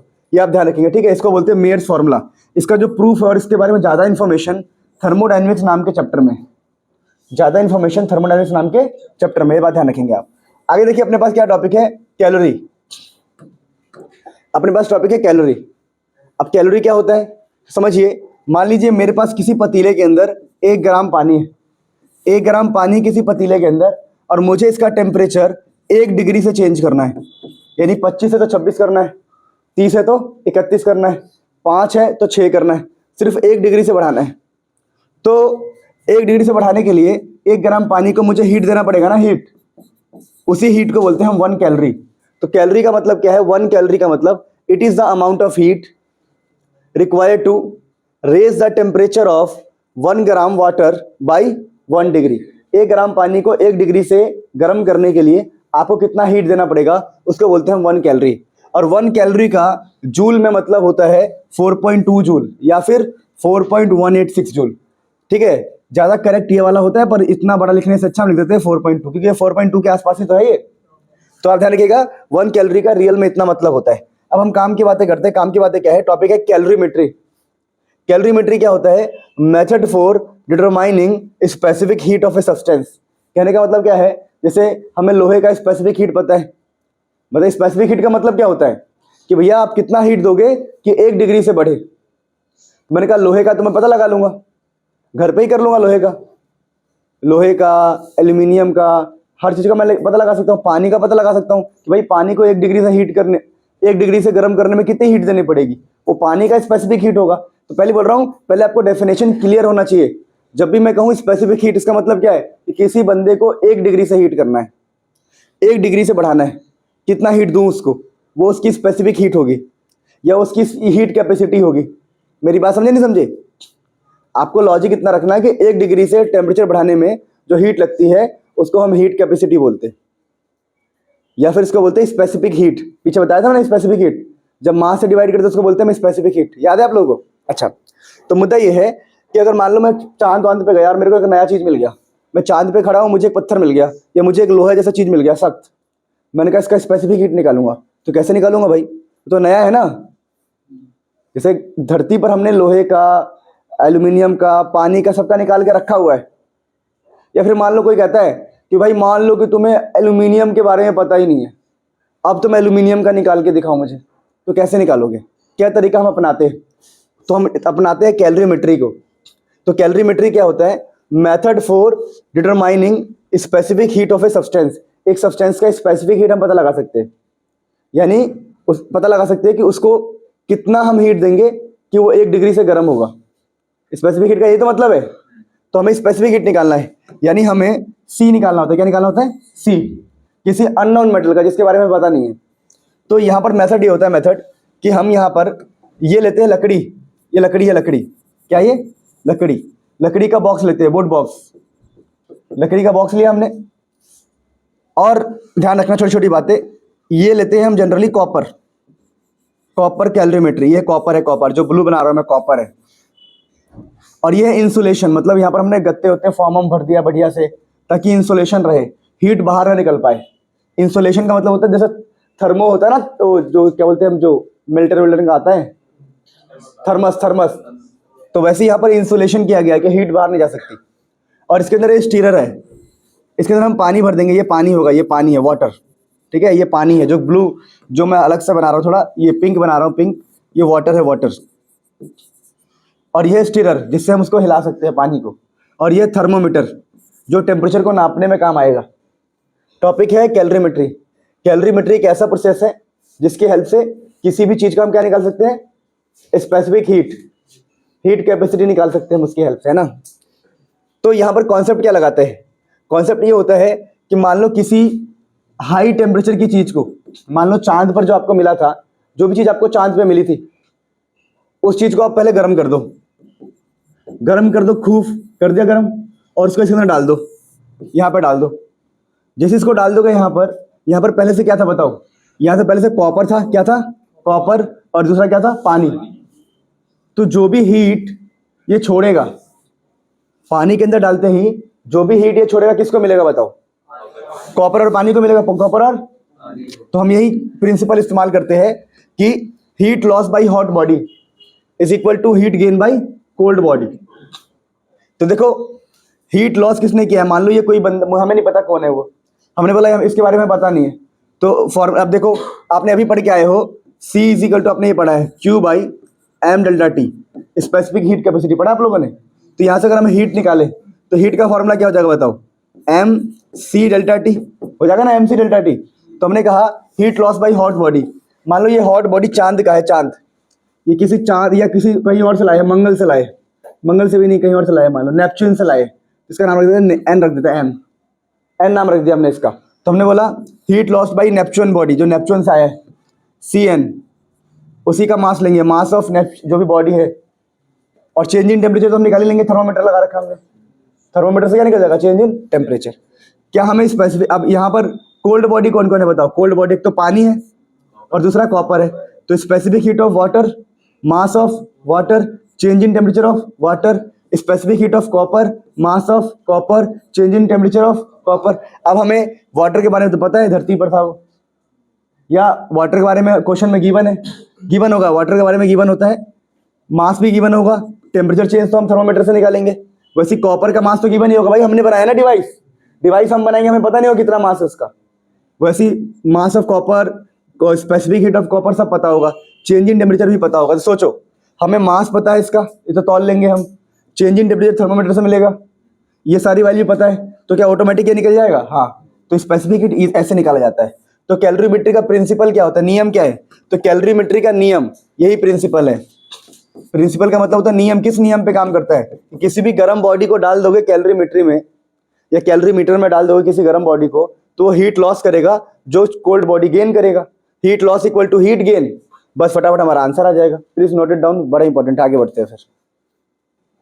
सो मेरे प्यारे बच्चों, आज का अपना टॉपिक है चेंज ऑफ स्टेट। इसमें साफ आ रहा है सब कुछ, देखना चेंज ऑफ स्टेट।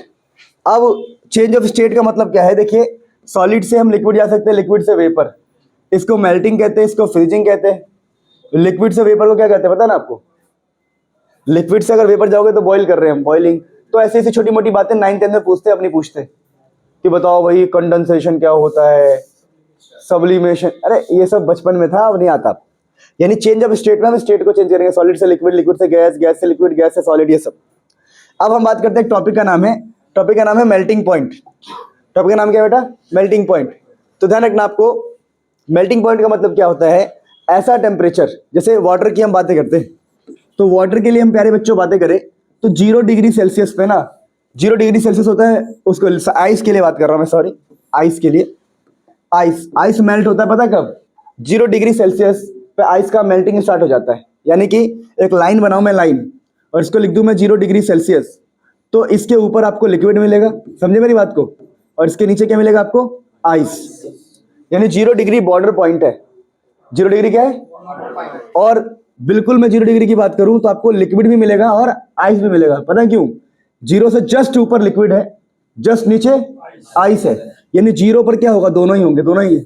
यानी यहां पर 0 पर, जस्ट 0 पर आपको लिक्विड भी मिलेगा प्लस आइस भी मिलेगा। तो हमने कहा कि 0 डिग्री क्या है? Melting point. तो मेल्टिंग पॉइंट की डेफिनेशन की हुई कि जहां पर आपको लिक्विड भी मिले, आइस भी मिले। देखिए, तो the temperature at which solid and liquid phase of any pure material can exist in equilibrium at atmospheric pressure। यानी कि यहां पर प्रेशर नॉर्मल है, एटमॉस्फेयर वाली कंडीशन है। कैसी कंडीशन है? ये नहीं कि इसको हमने दबा कुछ अलग ही कर दिया, इसको लेकर चांद वांद पे लेकर प्रेशर कम कर दिया, नहीं। नॉर्मल कंडीशन में अपने धरती पे 0 डिग्री पर लिक्विड भी मिलेगा और सॉलिड भी मिलेगा, तो उसी को हमने मेल्टिंग पॉइंट बोला है। तो melting point is that temperature at which solid liquid both exist. जहां पर सॉलिड भी मिले और लिक्विड भी मिले, उसी को मेल्टिंग पॉइंट कहते हैं। तो वाटर के लिए 0 डिग्री होता है, कितना होता है? ठीक है, अब मेरी बात सुनो। अब यहां पर एक टॉपिक होता है कि मेल्टिंग पॉइंट जो है ना, ठीक है, तो हम यहां बातें कर रहे थे कि देखिए मेल्टिंग पॉइंट और प्रेशर आपस में इन्वर्सली है। मतलब अगर कहीं पर आप प्रेशर को बढ़ाएंगे, मान लो प्रेशर बढ़ गया तो मेल्टिंग पॉइंट आपका घट जाएगा। तो मेल्टिंग पॉइंट और प्रेशर आपस में इन्वर्सली होता है, एक को बढ़ाओगे दूसरा घटेगा, दूसरा को बढ़ाओगे पहला घटेगा। तो हम यहाँ पर अगर प्रेशर को बढ़ाएंगे तो मेल्टिंग पॉइंट घट जाएगा। इसके कुछ एग्जांपल्स मैं आपको समझा दूं पहले ही। मान लो आपने एक बर्फ के टुकड़े को हाथ में पकड़ा और वो पिघल नहीं रहा है, बर्फ के टुकड़े को हाथ में पकड़ा और पिघल नहीं रहा है, आप उसको दबा दो, पिघल जाएगा। बोलो क्यों? क्योंकि प्रेशर आपने बढ़ाया तो मेल्टिंग पॉइंट घट जाएगा, मेल्टिंग पॉइंट, और मेल्टिंग पॉइंट घट जाएगा मतलब वो अब पिघलना स्टार्ट हो जाएगा। बात समझ में आ गया? कोई दिक्कत नहीं है। तो बर्फ के टुकड़े को दबाने से क्यों पिघलता है? क्योंकि प्रेशर बढ़ने से मेल्टिंग पॉइंट घट जाता है। वैसे ही एक, अगर आप बर्फ पे चलो, बर्फ पे चलोगे तो आपके जूते से, जहां पर भी आप बर्फ पे खड़े हो जाओगे तो आपके जूते से प्रेशर बढ़ता है, तो वहां पर लिक्विड बन जाएगा। क्या बन जाएगा? कभी भी बाहर घूमने जाओ पहाड़ों पे और वहां पे कहीं पर खड़े हो जाओ, पहाड़ों पे बर्फ है जहां पे खड़े हो जाओ, तो वहां पर देखो, चलो आप जैसे आगे बढ़ोगे ना, वो क्या हो जाएगा? दोबारा लिक्विड हो जाएगा। क्या मेरी बात समझे? तो प्रेशर बढ़ने से मेल्टिंग पॉइंट घटता है, तो बर्फ जल्दी पिघल जाता है, मतलब तुरंत पिघलना स्टार्ट हो जाता है। आइस को दबा के रखोगे पिघल जाएगा। तो छोटा सा कॉन्सेप्ट आप ध्यान रखेंगे। अगला टॉपिक हमारे पास क्या होता है? अच्छा, दोबारा एक छोटी सी बात मैं ऐसे बोल दे रहा हूँ कि देखिए, आपने एक आइस को ऐसे पकड़ा, पिघल गया, अब छोड़ दोगे दोबारा जम जाएगा। उस प्रोसेस को बोलते हैं रीगलेशन। मैं लिख देता हूँ यहाँ पर, ठीक है, ये थोड़ा एक्स्ट्रा नॉलेज के लिए लिख रहा हूँ, एक्स्ट्रा नॉलेज के लिए। रीगलेशन, रीगलेशन, रीगलेशन क्या होता है कि आइस टू लिक्विड, फिर लिक्विड से आइस, आइस से लिक्विड जाना और लिक्विड से आइस आना, कन्वर्टेड बैक। पहले आइस से लिक्विड गया, फिर जैसे ही प्रेशर हट गया, लिक्विड से आइस आ गया, उसको बोलते हैं रीगलेशन। इसको एक्स्ट्रा पॉइंट है, एक्स्ट्रा नॉलेज के लिए याद रखोगे। अगला टॉपिक होता है हमारे पास बॉइलिंग पॉइंट। अगर हम बॉइलिंग पॉइंट की बात करते हैं तो ये क्या होता है? The temperature. अब देखो बॉइलिंग पॉइंट का मतलब क्या है, देखिए 100 डिग्री होता है पानी के लिए, तो ये होता है 100 डिग्री की लाइन है हमारे, तो जस्ट इसके ऊपर आपको क्या दिखाई देगा? वेपर। क्या दिखाई देगा? और जस्ट इसके नीचे दिखाई देगा आपको लिक्विड, और जस्ट 100 डिग्री पर आपको दोनों ही दिखाई देगा, क्योंकि बॉर्डर ना, बॉर्डर, लिक्विड भी और वेपर दोनों दिखाई देगा। तो बॉइलिंग पॉइंट 100 डिग्री है, और बॉइलिंग पॉइंट का मतलब क्या है? The temperature at which the liquid and vapour face, मतलब 100 डिग्री पर है ना, बॉइलिंग पॉइंट हमारा 100 डिग्री है, तो 100 डिग्री पर आपको क्या मिल रहा है? दोनों ही मिल रहे हैं। तो state vapour, liquid and vapour state in thermal equilibrium, मतलब कि 1 एटमॉस्फेरिक प्रेशर पे, नॉर्मल प्रेशर पे, नॉर्मल कंडीशन पे, जिस टेम्परेचर पे आपको सॉलिड वेपर भी मिले और लिक्विड भी मिले, वही बॉइलिंग पॉइंट होता है। यानी बॉइलिंग पॉइंट पर दोनों चीजें मिलती है हमें। जैसे मेल्टिंग पॉइंट पर दोनों मिलता है, वैसे बॉइलिंग पॉइंट पर क्या मिलता है? दोनों। अब काम की बात करते हैं, यहाँ पर भी कॉन्सेप्ट है, क्या है कि pressure directly proportional to boiling point. कहने का मतलब क्या है? अगर कहीं पर आप प्रेशर को बढ़ा देंगे तो बॉइलिंग पॉइंट भी बढ़ जाएगा। बॉइलिंग पॉइंट बढ़ने का मतलब क्या है कि पहले जो 100 डिग्री पर बॉइल हो रहा था, अब वो 140 डिग्री पर बॉइल होगा या 180 डिग्री पर बॉइल होगा। समझे मेरी बात को? बॉइलिंग पॉइंट बढ़ गया ना, पहले 100 था, अब 140 हो जाएगा, 180 हो जाएगा। तो इसका बेस्ट एग्जांपल है प्रेशर कुकर। देखिए प्रेशर कुकर में खाना जल्दी पकता है, प्रेशर कुकर में खाना जल्दी क्यों पकता है? क्योंकि प्रेशर कुकर में प्रेशर बढ़ जाता है, और जैसे ही प्रेशर बढ़ जाएगा क्या बॉइलिंग पॉइंट बढ़ जाएगा? हाँ जी। और बॉइलिंग पॉइंट बढ़ने का मतलब है कि कुकर के अंदर रखा हुआ जो पानी है वो 180 डिग्री पर बॉइल हो रहा है, यानी कुकर के अंदर का पानी 180 डिग्री पर है। तो 180 डिग्री के अंदर जो चीज पड़ा हुआ है जल्दी गल जाएगा, जल्दी टूट जाएगा, जल्दी पक जाएगा। मेरी बात समझे? लेकिन पतीले के अंदर पानी 100 डिग्री पर बॉइल होता है, और 100 डिग्री वाले पानी में अगर दाल को रखोगे तो उसको गर्म होता है, उसको गलने में टाइम लगेगा। इसलिए कुकर में खाना जल्दी पकता है। क्यों? क्योंकि प्रेशर बढ़ने से बॉइलिंग पॉइंट बढ़ता है, और बॉइलिंग पॉइंट अगर बढ़ गया तो 180 डिग्री पर पानी खौल रहा है, उसमें डली हुई चीज जल्दी पक जाएगी। मेरी बात समझे? अच्छा, और भी इसके एग्जांपल हो सकते हैं, जैसे पहाड़ पर हम जाते हैं तो पहाड़ पर प्रेशर कम हो जाता है तो बॉइलिंग पॉइंट भी कम हो जाता है। यानी कि बॉइलिंग पॉइंट कम होने का मतलब है अब जो पानी है वो 80 डिग्री पर बॉइल हो रहा है। पहाड़ पर पानी 80 डिग्री पर बॉइल हो रहा है, तो 80 डिग्री में दाल डालोगे, दाल को टाइम लगेगा गलने में, इसलिए पहाड़ पर कुकिंग स्लो होती है। क्या होती है? Cooking slow. क्या बात समझ में आ गया? अच्छा, अब अगला टॉपिक हमारे चैप्टर के अंदर है ट्रिपल पॉइंट। अब देखिए ट्रिपल पॉइंट क्या होता है? ऐसा टेम्परेचर, इस ग्राफ की हेल्प से समझिए। देखिए इस तरफ है सॉलिड, दिख रहा है आप लोगों को, इस तरफ है लिक्विड, और इस तरफ क्या है? वेपर। लेकिन ये एक ऐसा पॉइंट है, दिख रहा है आप लोगों को, जहां पर आपको सॉलिड, वेपर और लिक्विड, ये लिक्विड है, लिक्विड देखो, ये सॉलिड वाला लाइन है, ये लिक्विड का लाइन है, मतलब लिक्विड वाला पार्ट है, ये लिक्विड का पार्ट है, ये सॉलिड का पार्ट है, और ये वेपर। इस पॉइंट पर तीनों ही मैच कर रहे हैं।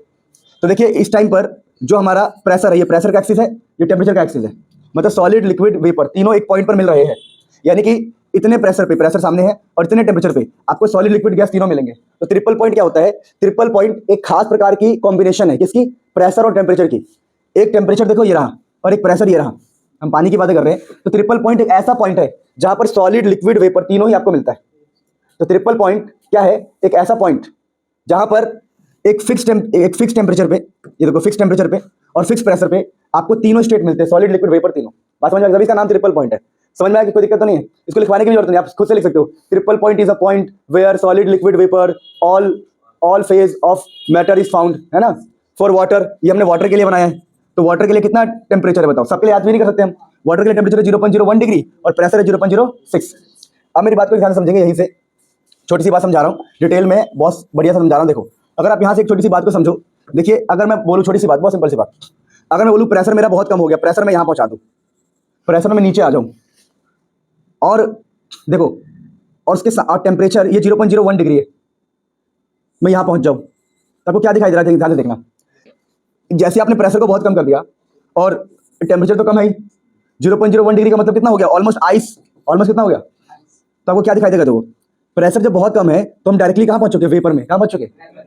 बात समझे? यानी कम प्रेशर पे, अगर प्रेशर कम हुआ तो कम टेम्परेचर पर आपको क्या मिल जाएगा? वेपर। तो अगर प्रेशर कम होता है तो कम टेम्परेचर पर आपको पानी बॉयल होता हुआ दिखाई देगा, बॉयल होता हुआ बोलो क्यों? क्योंकि जब प्रेशर बहुत कम होता है तो हम सीधा कहाँ पहुंच जाते हैं? Vapour state. और वेपर कब बनेगा? जब पानी खौलेगा। यानी अगर बहुत कम प्रेशर है ना कहीं पे, तो पानी अपने आप खौलता है। यानी कि इस कमरे के अंदर भी अपने हाथ में पानी को मैं खौला सकता हूँ, पानी उबल सकता है, बस मुझे यहाँ पर प्रेशर कम करना पड़ेगा। तो कम प्रेशर पे, कम टेम्परेचर पर ही पानी खौलता है। ये बात आप ध्यान रखेंगे। समझ में आ गया? तो एग्जाम में क्वेश्चन आता है, क्या कम टेम्परेचर पर पानी खौल सकता है, बॉइल हो सकता है? हाँ भाई, अगर प्रेशर कम हुआ तो, क्योंकि प्रेशर कम होने से बॉइलिंग पॉइंट कम हो जाएगा। प्रेशर अगर बहुत कम कर दिया तो आपका बॉइलिंग पॉइंट भी कम हो जाएगा। पहले जो 100 डिग्री पर बॉइल हो रहा था, अब वो 10 डिग्री पर, 5 डिग्री पर, 0 डिग्री पर बॉइल होगा। समझ में आ गया? ये बात ध्यान रखेंगे आप। अब यहाँ पर क्या लिखा है? एक टॉपिक है फेज चेंज का। देखो फेज चेंज में क्या होता है समझो, हमने इस तरफ रखा टेम्परेचर और इस तरफ रखा हमने टाइम। तो यहाँ पर आप क्या देखेंगे कि देखिए क्या हो रहा है, टाइम बढ़ रहा है लेकिन टेम्परेचर नहीं बढ़ रहा है। दिख रहा है आप लोगों को? ये देखो स्ट्रेट लाइन है, टेम्परेचर नहीं बढ़ रहा है। देखिए ऐसा कब पॉसिबल है? मान लीजिए मैंने आइस लिया, आइस, इसको हीट किया, और जो आइस है वो गर्म नहीं हो रहा, गर्म नहीं हो रहा। बात समझिए, मैं आइस को हीट कर रहा हूँ पर आइस गर्म नहीं हो रहा। इसका मतलब क्या है कि जो भी हम हीट दे रहे हैं वो बॉन्ड टूटने में लग गया है। बॉन्ड टूटने का मतलब है ये जो आइस है अब लिक्विड बनने लगा है। क्या बनने लगा है? इसलिए गर्म नहीं हो रहा है। मतलब जब भी टेम्परेचर में चेंज ना आए, समझ जाना उस टाइम फेज चेंज हो रहा है। क्या चेंज हो रहा है? फेज। फिर अब देखो टेम्परेचर बढ़ रहा है, टेम्परेचर बढ़ने का मतलब है कि जो हमारा लिक्विड है, जो हमारा लिक्विड है अब वो गर्म हो रहा है। क्या हो रहा है? तो अगर कोई चीज गर्म ना हो तो फेज चेंज हो रहा है। क्या चेंज हो रहा है? मेरी बात समझे? वो टूट रहा है, बॉन्ड अभी टूट रहा है, इसलिए गर्म नहीं हो रहा है। अब जब लिक्विड, अब मान लो देखो यहां तक फेज चेंज हुआ तो टेम्परेचर चेंज नहीं हुआ, अब ये टेम्परेचर चेंज हो रहा है। क्या चेंज हो रहा है? इसका मतलब लिक्विड गर्म होना स्टार्ट हुआ है। अब दोबारा देखो, दोबारा अब टेम्परेचर चेंज नहीं हो रहा है। अब टेम्परेचर चेंज नहीं हो रहा है, इसका मतलब अब दोबारा बॉन्ड टूट रहे हैं। क्या टूट रहे हैं? मतलब जो भी हम हीट दे रहे हो बॉन्ड टूटने में जा रहा है, इसलिए अब टेम्परेचर चेंज नहीं होगा, मतलब फेज चेंज होगा। क्या चेंज होगा? अगर फेज चेंज हुआ, अब देखो दोबारा टेम्परेचर चेंज हो रहा है, यानी मैं ये समझाना चाहता हूँ इस ग्राफ से, जब भी आपका टेम्परेचर चेंज ना हो समय के साथ, देखो ये टाइम है, ये टेम्परेचर है, तो बिल्कुल चेंज नहीं हुआ, स्ट्रेट लाइन है। इसका मतलब उस टाइम पर बॉन्ड टूट रहा था और फेस चेंज हो रहा था। क्या चल रहा था? कोई दिक्कत नहीं है। अच्छा, मतलब यहाँ पर चुप हो जाओ, यहाँ पर जो भी हमने हीट दिया, यहाँ पर जो भी हमने हीट दिया वो हीट टेम्परेचर चेंज नहीं कर रहा है, यानी जो हीट है वो छुप गया। हीट क्या हो गया? अगर हीट छिप गया है तो हम इसको बोलते हैं लेटेंट हीट। क्या बोलते हैं? Latent heat. तो अगर आपसे कोई बोले कि लेटेंट हीट क्या करता है, तो लेटेंट हीट चीजों का फेस चेंज करता है, सॉलिड को लिक्विड करता है या और लिक्विड को गैस करता है। क्या लेटेंट हीट टेम्परेचर चेंज करता है? नहीं करता। तो यहाँ पर आप ध्यान रखेंगे, एक फॉर्मूला होता है Q is equal to M into L, जहाँ L का मतलब होता है लेटेंट हीट। क्या मतलब होता है? Latent heat. जहाँ M का मतलब होता है मास और Q का मतलब होता है हीट। तो ये फॉर्मूला आप ध्यान रखेंगे। और L के बारे में मैंने बता दिया, L का मतलब क्या होता है? Latent heat. अगर कोई पूछे व्हाट इज लेटेंट हीट, तो आप बोलोगे latent heat is the heat, is the definition बना लो यहाँ से, डेफिनेशन L का डेफिनेशन बना लो। तो L का अगर मैं फॉर्मूला निकालूं तो L क्या हो जाएगा बताओ? L हो जाएगा Q बाई M। क्या हो जाएगा? नहीं समझे मेरी बात को? L का फॉर्मूला क्या बन गया फिर? Q बाई M बोलोगे। L का डेफिनेशन क्या हो जाएगा? Amount of heat per unit mass in changing face, in changing of a substance. एक सब्सटेंस का फेस चेंज करने के लिए कितना हीट देना पड़ेगा, वही होता है लेटेंट हीट। तो दोबारा बोल रहा हूँ, amount of heat required, amount of heat per unit mass, per unit की मास से डिवाइड हुआ है ना, तो amount of heat per unit mass in changing phase. चलिए, तो ये हमने पढ़ लिया छोटी छोटी बातें। अब इसको एक बार रीड कर लो, फिर अगले टॉपिक पर पढ़ेंगे। जल्दी से रीड कर लो प्यारे बच्चों, पढ़ो। यहाँ पे क्या लिखा है? लेटेंट हीट, छिपा हुआ हीट।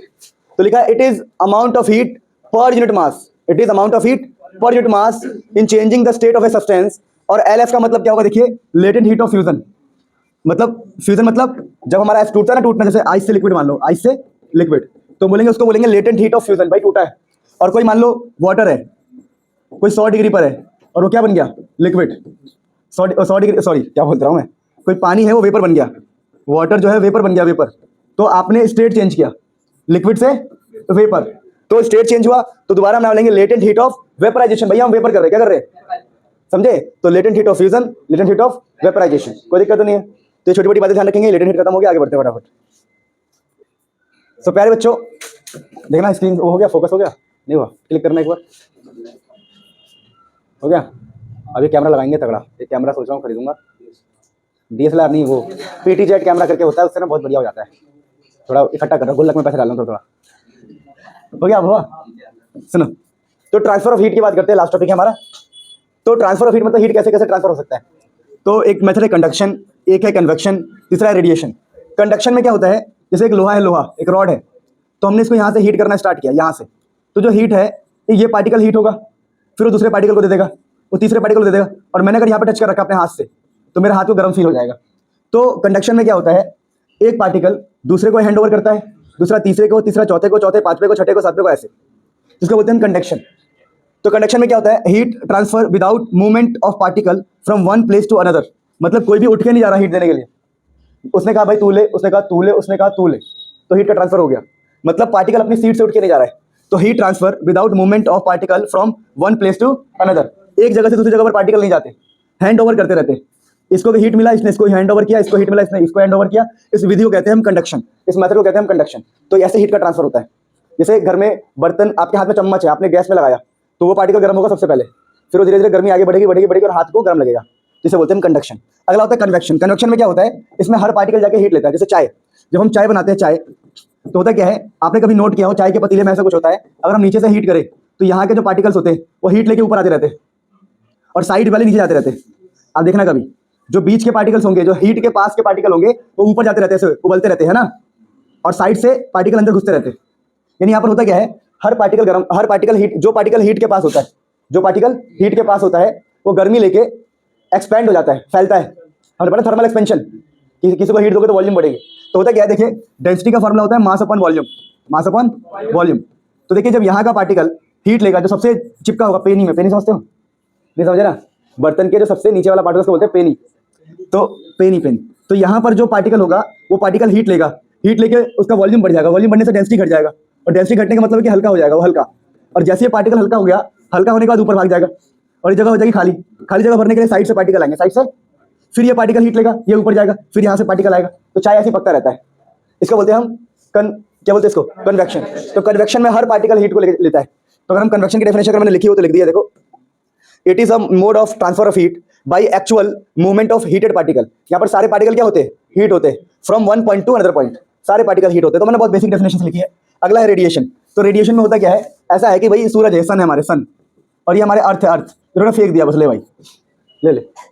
तो पहले में हैंड ओवर हो रहा है, 1 2 3 4।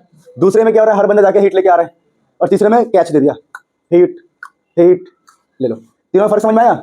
तो तीसरे में कैच, रेडिएशन में सीधा बस ट्रांसफर हो जाता है हीट का। ठीक है, तो ये 3 मेथड हमें पढ़ना होता है। ठीक है, अब रेडिएशन की डेफिनेशन मैंने क्यों नहीं लिखी बताओ, क्योंकि लिखने की जरूरत है नहीं।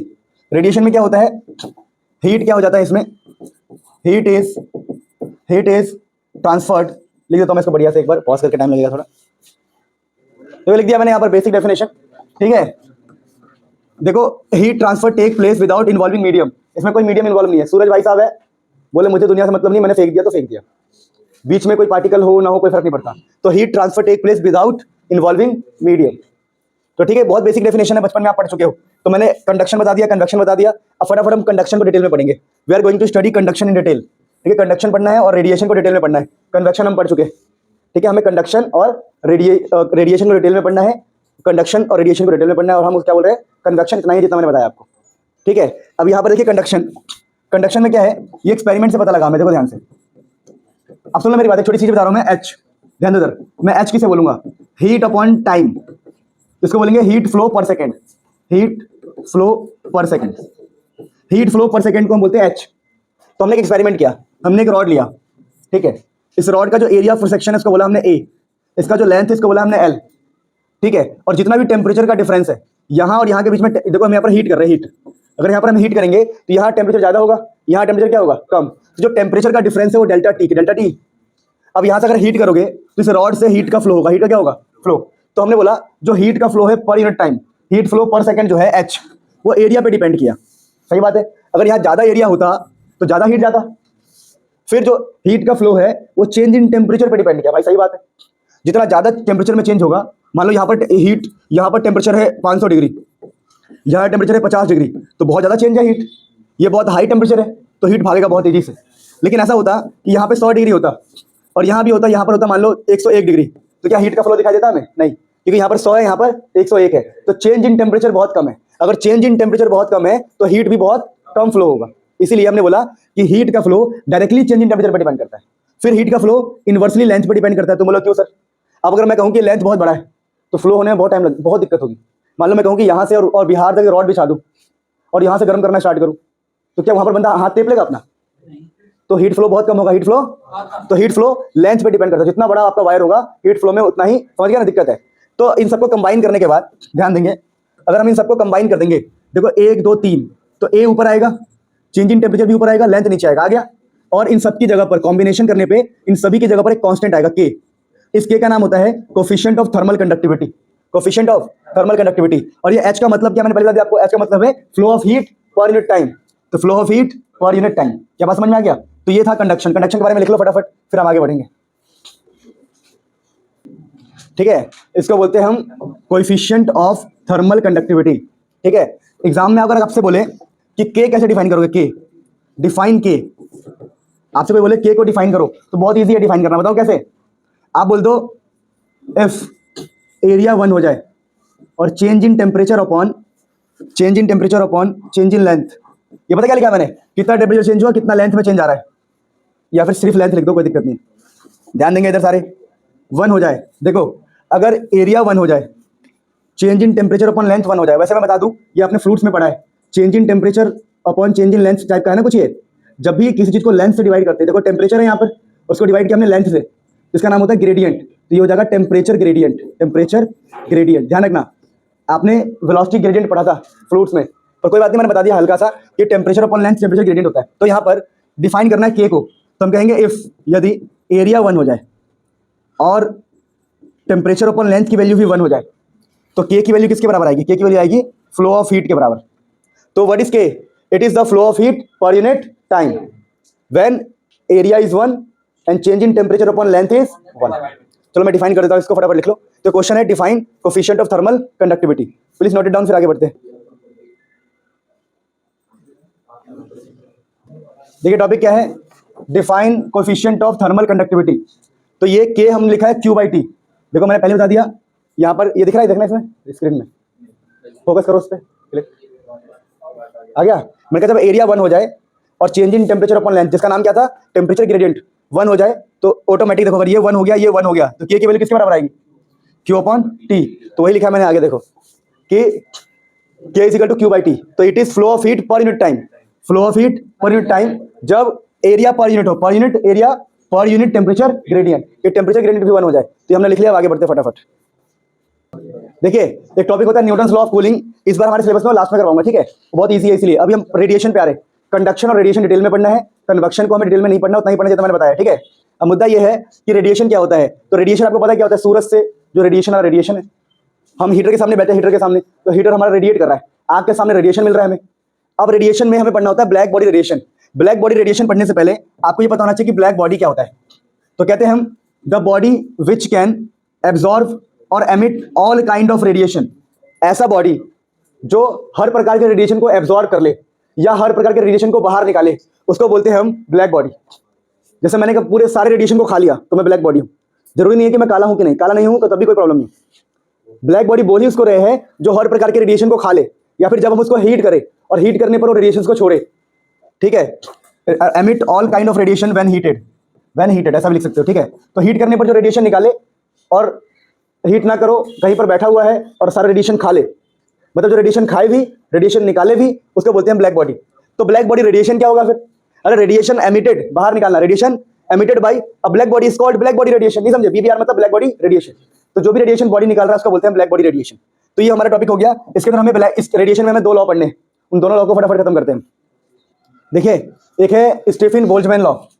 स्टीफन बोल्ट्जमैन लॉ में क्या बातें कही गई है कि मान लीजिए कोई ब्लैक बॉडी है, ये कोई ब्लैक बॉडी है और इसके अंदर से हीट का फ्लो हो रहा है, तो जो भी हीट का फ्लो होगा उसको हम एच बोलते हैं। वो डायरेक्टली डिपेंड करेगा एरिया पे। बात तो सही है यार, जितना ज़्यादा एरिया होगा उतना हीट बाहर निकलेगा। फिर बोला गया जो हीट का फ्लो है वो डायरेक्टली प्रोपोर्शनल होगा। मान लो इसका टेम्परेचर है T, तो टेम्परेचर की पावर 4। तुम बोलोगे पावर 4 ही क्यों लिया, एक काम करो, जब 80-90 साल मर जाओगे उसके बाद तो पूछना उससे, ठीक है। मेरी बात ही समझे, मजाक कर रहा हूँ, मजाक, हंसो। कहने का तो ये लॉ है और कुछ दिन बाद एग्जाम है तो मान लेते। तुम न्यूटन से क्यों नहीं पूछा भाई, तू ऐसा क्यों कह रहा है। तो ये सब ऑब्जर्वेशन, एक्सपेरिमेंट ऑब्जर्वेशन का नतीजा है, ठीक है। अब मेरी बात सुनो, तो ये इसको इसने कंबाइन किया, कंबाइन करके इन दोनों की जगह पर क्या मिलेगा, एक कांस्टेंट। तो कंबाइन जब करेगा एक कांस्टेंट मिलेगा, तो सिग्मा 84। अगर यहाँ से मैं इसकी डेफिनेशन बनाऊं तो डेफिनेशन कैसे बनाते सुनो। आप एच को एच रखो, ए को नीचे ले लो, ठीक है। अच्छा एच को भी खोल के लिख दो, मैं बता रहा हूँ। एच होता है क्यू बाई टी, याद है आपको, क्यू बाई टी ले लो इक्वल टू सिग्मा 84। जहाँ सिग्मा होता है कांस्टेंट, सिग्मा क्या है, तो ये कांस्टेंट है, स्टीफेंस कांस्टेंट। क्या बोलते हैं इसको, स्टीफेंस कांस्टेंट, स्टीफन कांस्टेंट, क्योंकि कांस्टेंट लगाया ना हमने सिग्मा इन दोनों की जगह पे। अब यहाँ से देखो क्या करो प्यारे बच्चों, मेरे सुंदर बच्चों, ये क्यू है, नीचे टी ले लिया और ये तो क्यू, एच को लिखा हमने क्यू बाई टी। अगले स्टेप में क्या करो, अगले स्टेप में क्यू बाई टी चल ही रहा है, एरिया को नीचे ले लो, एरिया को। तो यहाँ पर क्या जाएगा सिग्मा T4, सिग्मा। अब इसकी डेफिनेशन बन गई, स्टीफेंस लॉ की डेफिनेशन बन गई, heat flow per unit time. देखो ये रहा, ध्यान दो इधर, heat flow per unit time, per unit area from a black body is proportional to temperature to the power 4, proportional to temperature to the power 4। तो heat flow per unit time per unit area is proportional to temperature की power 4। ये था Stefan Boltzmann law. आपको Stefan, मैं आपको homework दे रहा हूँ, आपको स्टीफन कांस्टेंट की वैल्यू बतानी, वैल्यू याद करनी है। स्टीफन गूगल पे लिखना, वैल्यू ऑफ स्टीफन कांस्टेंट, तुरंत आ जाएगा, ठीक है। तो ये बड़ा इंपॉर्टेंट होता है, इसलिए मैं होमवर्क दिया हूँ, ठीक है। बात समझ में आ गया, तो ये इसको फटाफट लिख लो, फिर हम पढ़ेंगे आगे, लिख लो फटाफट। सो रेडिएशन में हम पढ़ेंगे वीन्स का डिस्प्लेसमेंट लॉ। ये कैसे काम करता है समझते देखिए। जैसे मान लो आपने एक लोहा को हीट किया, मैं बहुत रफ एग्जांपल ले रहा हूँ। जब एक हम लोहे को हीट करते हैं तो उसका कलर चेंज होता है, पहले वो रेड होगा, फिर ऑरेंज होगा, समटाइम व्हाइट भी जाता है, येलो भी पड़ जाता है। तो हमें ये बात करना है कि किसी बॉडी को, मान लो किसी भी बॉडी को हम हीट कर रहे हैं तो अलग अलग कलर हमें क्यों दिखाई दे रहा है। अगर मैं इसको हीट करूँगा तो मान लो किसी लोहे को हीट कर रहा हूँ तो व्हाइट भी होता है, ब्लू भी हो जाता है वो। तो वीन्स ने क्या दिमाग लगाया, क्या बातें बोली समझते देखिए। वीन्स साहब कहते हैं कि मान लो आप एक्सपेरिमेंट कर रहे हो T1 टेम्परेचर पे, इस तरफ रेडिएशन है हमारा, मतलब रेडिएशन की इंटेंसिटी है, रेडिएशन इंटेंसिटी बोल देता हूँ मैं बहुत रफली, कई लोग इसको फ्लक्स बोलते हैं, कई लोग इसको पावर पर यूनिट वॉल्यूम बोलते हैं, बहुत सारी बातें बोलते हैं। अभी मैं रेडिएशन इंटेंसिटी बोल रहा हूँ तुम्हारे लेवल पे। तो वीन्स साहब कहते हैं कि मान लो आपने T1 टेम्परेचर पे एक्सपेरिमेंट किया है, तो अगर इस पॉइंट को देखोगे तो इस पॉइंट पर इंटेंसिटी मैक्सिमम है, मतलब इस टाइम पर ऐसा मान लो ब्राइटनेस मैक्सिमम है, तो आपको ये दिखाई देगा, ये पॉइंट आपको दिखाई देगा आपकी आंखों में। लेकिन इसका जो वेवलेंथ होगा उसको हम बोल रहे हैं लैम्डा m, ठीक है। यानी कि वेवलेंथ ऑफ मैक्सिमम इंटेंसिटी। अब इसने बोला कि आप उस रॉड को या जो भी ब्लैक बॉडी है उसको और हीट कर दो, तो और हीट करोगे ना तो ये हो गया T2, क्या हो गया, टेम्परेचर बढ़ गया। तो अब जो ग्राफ है, ग्राफ तो थोड़ा पीछे हो जाएगा। पीछे होने का मतलब क्या है कि अब जो उसका मैक्सिमम पॉइंट होगा वो पीछे हो जाएगा। पीछे होने से क्या होगा, पीछे होने से उसका जो वेवलेंथ है वो पीछे आ गया। अब सोचो अगर वेवलेंथ चेंज हो रहा है तो क्या कलर भी चेंज होगा? हाँ, अरे हाँ, वेवलेंथ चेंज होने से कलर भी चेंज होता है। इसीलिए क्या होता है, अब देखो और हमने हीट किया तो और इसका इंटेंसिटी पीछे हो गया, तो दोबारा वेवलेंथ चेंज हो गया। तो वेवलेंथ चेंज होने की वजह से हमें अलग अलग कलर दिखाई देता है। तो वीन्स का डिस्प्लेसमेंट लॉ, समझ में आया? डिस्प्लेसमेंट मतलब डिस्प्लेस होना, पीछे होना। वीन्स ने दिया डिस्प्लेसमेंट लॉ, यानी वेवलेंथ डिस्प्लेस हो रहा है, वेवलेंथ पीछे हो रहा है, तो वेवलेंथ डिस्प्लेस होने की वजह से आपको कलर भी अलग अलग दिखाई देगा। तो क्या कहता है, देखिए वीन्स का लॉ क्या कहता है, the wavelength of maximum radiation, जो मैक्सिमम रेडिएशन का वेवलेंथ है ये shifts towards lower wavelength side, पीछे की तरफ शिफ्ट होता है, लोअर मतलब पीछे की तरफ। As the temperature of black body increases, जैसे जैसे आप टेम्परेचर को बढ़ाएंगे वेवलेंथ पीछे आएगा, और वेवलेंथ पीछे आएगा तो आपको अलग अलग कलर दिखाई देगा। अब विन साहब ने यहां पर एक चीज बताई, उन्होंने कहा कि जब वेवलेंथ को, ये जो वेवलेंथ है लैम्डा एम मतलब वेवलेंथ, ये सिर्फ वेवलेंथ है, एम मतलब मैक्सिमम के लिए, तो लैम्डा एम, ये एम कुछ है नहीं, ये एम बता रहा है कि मैक्सिमम का है। तो वेवलेंथ और बहुत छोटा सा एम लिखा है मैंने, वेवलेंथ इनटू में जब टेम्परेचर को मल्टीप्लाई करेंगे तो ये कांस्टेंट आएगा, उसको हम बोलेंगे वीन्स कांस्टेंट। तो वेवलेंथ इनटू में टेम्परेचर इज अ कांस्टेंट, उसको बोलते हैं बी मतलब वीन्स कांस्टेंट, वीन्स कांस्टेंट। तो बस आपको ध्यान रखना, इनके ऊपर न्यूमेरिकल्स नहीं आते, जनरली लॉस पूछ सकता है या फिर नहीं भी पूछेगा। तो ये वीन्स डिस्प्लेसमेंट लॉ खत्म हो गया। लास्ट इसमें हमारा न्यूटन्स लॉ ऑफ कूलिंग, वो मैं आपको कर पाऊंगा। अब मेरी बात सुनो ध्यान से, आपको दोबारा एक होमवर्क दे रहा हूं, ठीक है, कि आपको वीन्स कांस्टेंट की वैल्यू यहां पर आपको याद करनी है। वीन्स कांस्टेंट की वैल्यू आपको याद करनी है, होमवर्क दे रहा हूं, गूगल पे लिखो वीन्स कांस्टेंट, अपने आप आ जाएगा। कितना होता है याद है तुम्हें? वीन्स कांस्टेंट की वैल्यू याद है? कितना इजी है याद करना? 2.9 10 की पावर -3, ऐसा है, देखो इजी है बहुत। बी ऐसा होता है 2.9 10 की पावर -3, तो 2.9 10 की पावर -3, ठीक है, ध्यान रखना। चलो फिर भी अब अगला एक लास्ट टॉपिक है न्यूटन्स लॉ ऑफ कूलिंग, उसे खत्म करते हैं फटाफट। देखिए अगला टॉपिक है न्यूटन्स लॉ ऑफ कूलिंग। प्यारे बच्चों ये लास्ट टॉपिक है हमारे चैप्टर का। ये क्या कहता है कि मान लीजिए यहाँ पर एक रॉड है, ये रॉड गर्म है, अरे गर्म है तो ठंडा भी होगा, तो ठंडा होगा क्योंकि इसके अंदर से हीट का फ्लो होगा, हीट का। तो उन्होंने बोला कोई भी चीज हो सकता है, देखो मैं तो ऐसे रफ एग्जांपल ले रहा हूँ बहुत, तो जो हीट का फ्लो होगा, हीट का फ्लो पर यूनिट टाइम, जिसको हम dQ/dt भी बोल सकते हैं, ठीक है, या डेल्टा Q/ΔT भी बोल सकते हैं, आपकी मर्जी है। तो डेल्टा Q/ΔT जो भी हीट का फ्लो है पर यूनिट टाइम, हीट का फ्लो होना, उन्होंने बोला डायरेक्टली डिपेंड करेगा कितना टेम्परेचर में डिफरेंस है, temperature difference, change in temperature. कहने का मतलब क्या है, मान लो यहाँ पर है 100 डिग्री और बाहर है 70 डिग्री, तो कितना डिफरेंस है चेंज? 30। तो अगर समझ पा रहे हो, तो जितना चेंज इन टेम्परेचर होगा उतना ही हीट का फ्लो होगा। फॉर एग्जांपल मैं कहता हूं यहाँ पर 100 है, यहाँ पे 99 है, बताओ अगर 100 है लोहे का और बाहर 99 है, तो क्या लोहा ठंडा होगा? होगा ही नहीं। मेरी बात समझे? क्योंकि टेम्परेचर का डिफरेंस नहीं है ना, ठंडा कैसे हो जाएगा? मेरी बात समझे? तो बहुत सिंपल सी बात है कि अगर टेम्परेचर का डिफरेंस होगा, जैसे मैंने कहा एक चाय का कप, चाय है, चाय को मैं चाय में ही डाल दूं, गर्म चाय में, ठंडा हो जाएगा? नहीं होगा। क्यों? क्योंकि चाय भी गर्म था और गर्म चाय भी गर्म था, लेकिन उसी गर्म चाय को पानी में डाल दो, क्यों ठंडा हो जाएगा? क्योंकि टेम्परेचर का डिफरेंस है। तो कहीं पर भी टेम्परेचर का डिफरेंस होगा तो फ्लो ऑफ हीट होगा, हीट बाहर निकलेगा और कूल हो जाएगा, बॉडी क्या हो जाएगा? कूल हो जाएगा। अब बात करते हैं न्यूटन्स ने, मतलब इसमें कंडीशन होती है कि टेम्परेचर का जो डिफरेंस है वो 40 डिग्री से ज्यादा नहीं होना चाहिए, वरना फिर मजा नहीं आएगा, ये लॉ इतना अच्छा काम नहीं करेगा। मतलब कि अगर लोहे का 100 है तो बाहर 70 हो तो अच्छी बात है, बाहर अगर 40 या बाहर मान 30 हो गया, बाहर 30 होने से क्या होगा बताओ? यहाँ 100 है, बाहर 30 है, डिफरेंस कितना हुआ? 70 का। 70 का डिफरेंस हो गया तो ये वाला काम नहीं करेगा, क्योंकि यहाँ लिखा है टेम्परेचर का difference must not be greater than 40 degree, 40 degree से ज्यादा नहीं होना चाहिए। तो न्यूटन्स लॉ ऑफ कूलिंग कहता है flow of heat is directly proportional to difference in temperature and temperature difference must not be greater than 40 degree Celsius. इस प्रकार से ये फॉर्मुला हो गया। यहाँ पर एक माइनस साइन भी इस्तेमाल करते हैं कई लोग, सोचो माइनस क्यों इस्तेमाल करते होंगे? क्योंकि हीट फ्लो हो रहा है, हीट बाहर जा रहा है, घाटा लग रहा है, ऐसा मान लो, ठीक है। तो आपकी मर्जी है, ना करो तब भी ठीक है, कर दो तब भी ठीक है। तो न्यूटन्स लॉ ऑफ कूलिंग खत्म होता है, चैप्टर खत्म होता है। एंजॉय योर डे, भगवान आपको खूब भला करे, भगवान आपको खूब तरक्की दे।